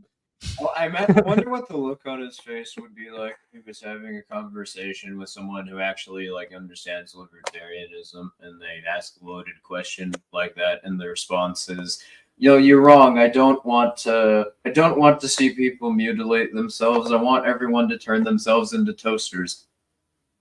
You're a beta. Beta. This is how you introduce Justice on the show. Be like, "So Justice, I hear you're one of those filthy lip cucks I've been hearing about." Beta. Okay. Basically, how JLP introduces someone like Bosch or Destiny. Yeah. You see his interview with Destiny. Yeah, just call them a beta. Well, actually, I don't think that's. I don't think liberal is necessarily being a beta. Well, liberalism is inherently beta. It's a good impression. You do a good one of them. I like it.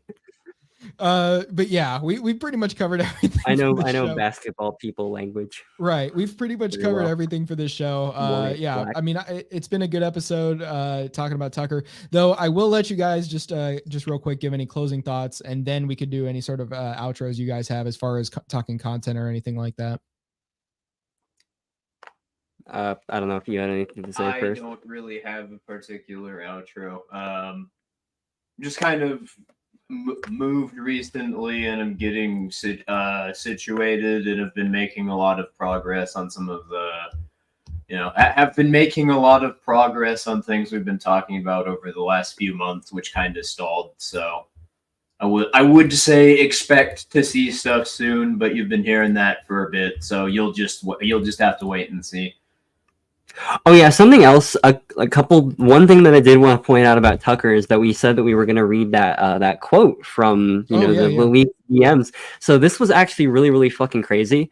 Because you can tell that he's just so high on identitarianism and like he's the snorting of his own sort of propaganda. That he's like in his own daily life, he's succumbing to sort of the narratives that he has about certain groups of people. And just sort of having that sort of collectivist mentality, this was fucking mental. Yeah, so essentially just having that collectivist mentality of this group is evil and this group is good. It follows my political allegiances, and so they're awesome. But to the extreme. So one of the texts, essentially he was texting. I can't remember who he was texting, but I don't know if it says in the article, but basically he wrote a text message, or maybe this was an email. I think this was a text message actually, to either a friend or someone in the studio, and some of the messages got leaked, and one of the messages is, quote, a couple of weeks ago, I was watching a video of people fighting on the street in Washington. A group of Trump guys surrounded an Antifa kid and started pounding the living shit out of him. It was 3 against 1, at least. Jumping a guy like that is dishonorable, obviously. It's not how white men fight. Yet suddenly, I found myself rooting for the mob against the man, hoping they'd hit him harder and kill him. I really wanted them to hurt the kid. I could taste it. And then he goes on to talk about how he realized that in the message thinking that way is not helpful and it's not good and shit, and it's probably it's probably not a good thing to wish upon someone, some kid literally dying. But it is kind of crazy just that he had that fact, that's actually something that unironically popped into his brain. He describes it even like an animal like instinct, like, oh, I can taste it. I was like a ravaged animal type shit. The pathological reasoning I developed because of political ideology made me cheer on grown men beating a child to death. And then for a brief moment, my conscience turned back on and pointed out to me that this was obviously really fucked up. Yeah, pretty much. The elitists don't want you to know how to go down on a boy, but I personally will show you how to pound a kid. Yeah, the libcuck media, they're not cheering on for members to leak DMs about Steven Crowder. I haven't even seen that. What? Wait, really? Okay. I'm hearing about this. I'm gonna look this up. I am looking it up right now, but apparently one of the quotes is that Crowder is pathetic, a colossally pathetic individual. Is let's see, hold on. Okay, let me see. I guess we're just seeing this for the first time on stream. I'm trying to find something that's not a video, so I can actually see it. Yeah. Because I am actually fucking curious. I mean, if it's funnier than that, I genuinely kind of want to know.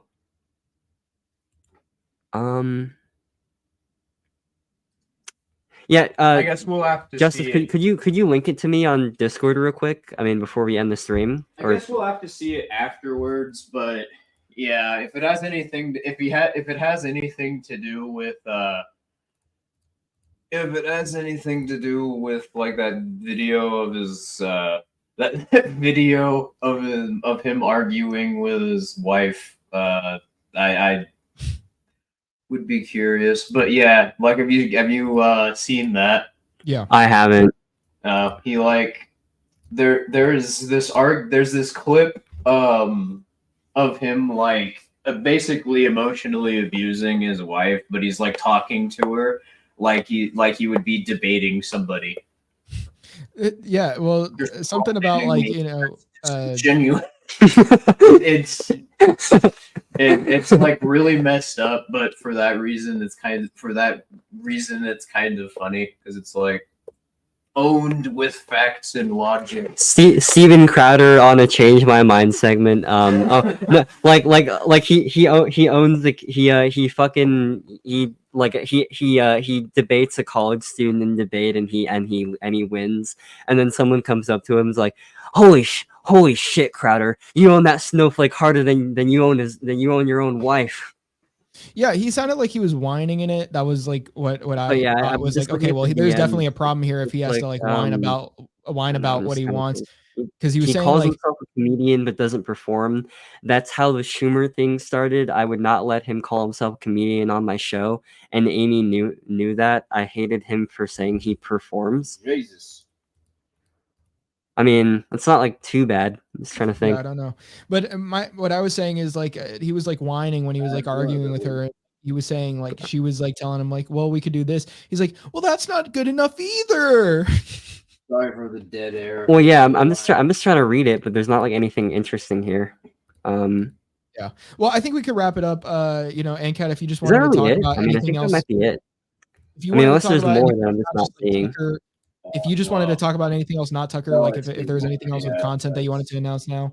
Weak sauce compared to what I was expecting based on how you presented it. Just Yeah, Justice, you undersold us here, or you oversold us here. Sorry. Oh shit! Can't even hear. Yeah, we can't even hear you. Sorry, Jesus. You can't hear me at all? I don't know what's going on. I mean, our speakers are working just fine. It could be. Is it something that I have maybe open on Discord? I hope not. Oh well, yeah, we've had this speaker over here, and it just suddenly stopped picking up audio. So we haven't been able to hear anything apparently for like the last minute or two. Yeah, so I see. sorry, we've just kind of been perceiving what's been going on as dead air. Yeah. If anything was said. I'm just looking at. I can see you said something about try it now or something. I don't know.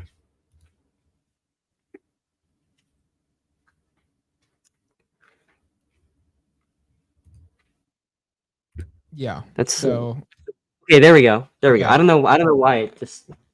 Okay, No, now we can hear you. I was just talking about like the Steven Crowder clip. Yeah, but Justice, he oversold us a lot here on the Greg Gutfeld thing. What I was saying is, I thought you guys like, I didn't know what was going on. I wasn't sure if you just couldn't hear me or what was going on. But basically, he was in an argument with his wife in what Essa was talking about, and something with like her telling him like she wanted to like some sort of alternative to the problem they were having, and he's like, "Well, that's not good enough either. That's not good enough either." Bruh. Yeah, it was sounds whiny and shit. And I was just asking like if there's anything else you wanted to mention as far as like new content or anything like that you wanted to announce, or if you just wanted to wrap it up on your end.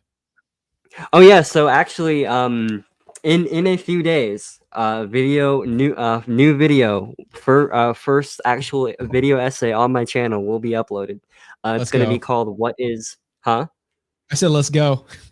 Yeah, it's gonna be called "What Is Anarchism?" And yeah, it's not a this isn't a meme, this isn't a joke, this isn't a yeah, no, I'm just gonna, another promise of me. Oh yeah, no, I'll upload it soon, and then I don't. This is like the script is basically done, and all I need to do is record it, and it'll be up in a few days. So, more reason than ever to actually subscribe. So it's basically just going to be an introduction to what anarchism is, and sort of we're going to be a video for normies, but it will sort of be like a good comeback video for me. And yeah, it'll be good for generating some buzz, because I think the video is going to be probably going to be about an hour, I'd imagine, maybe an hour and a half, but it's just going to be I think it's going to be a good intro. And then of course the next video is actually going to be the history of the libertarian movement, which again is going to be pretty long, and I still don't know when that's coming out, but like expect actual work to be done on those things in the future. All right. Well, I left your channel link in the description. I also left SO's channel link down there for you guys to click. Thank you guys again for coming on, as always. And yeah, all my socials are down below. Civil Offense on social media. You can probably just go back to the beginning and know my Discord username if you didn't already, but it's Anarcho Night Train. You can add me on Discord, and we'll see about adding more people to the server. Just if you're cool, I will. But yeah, thank you for watching, guys. And remember that Civil Offense is the key to winning. Thank you.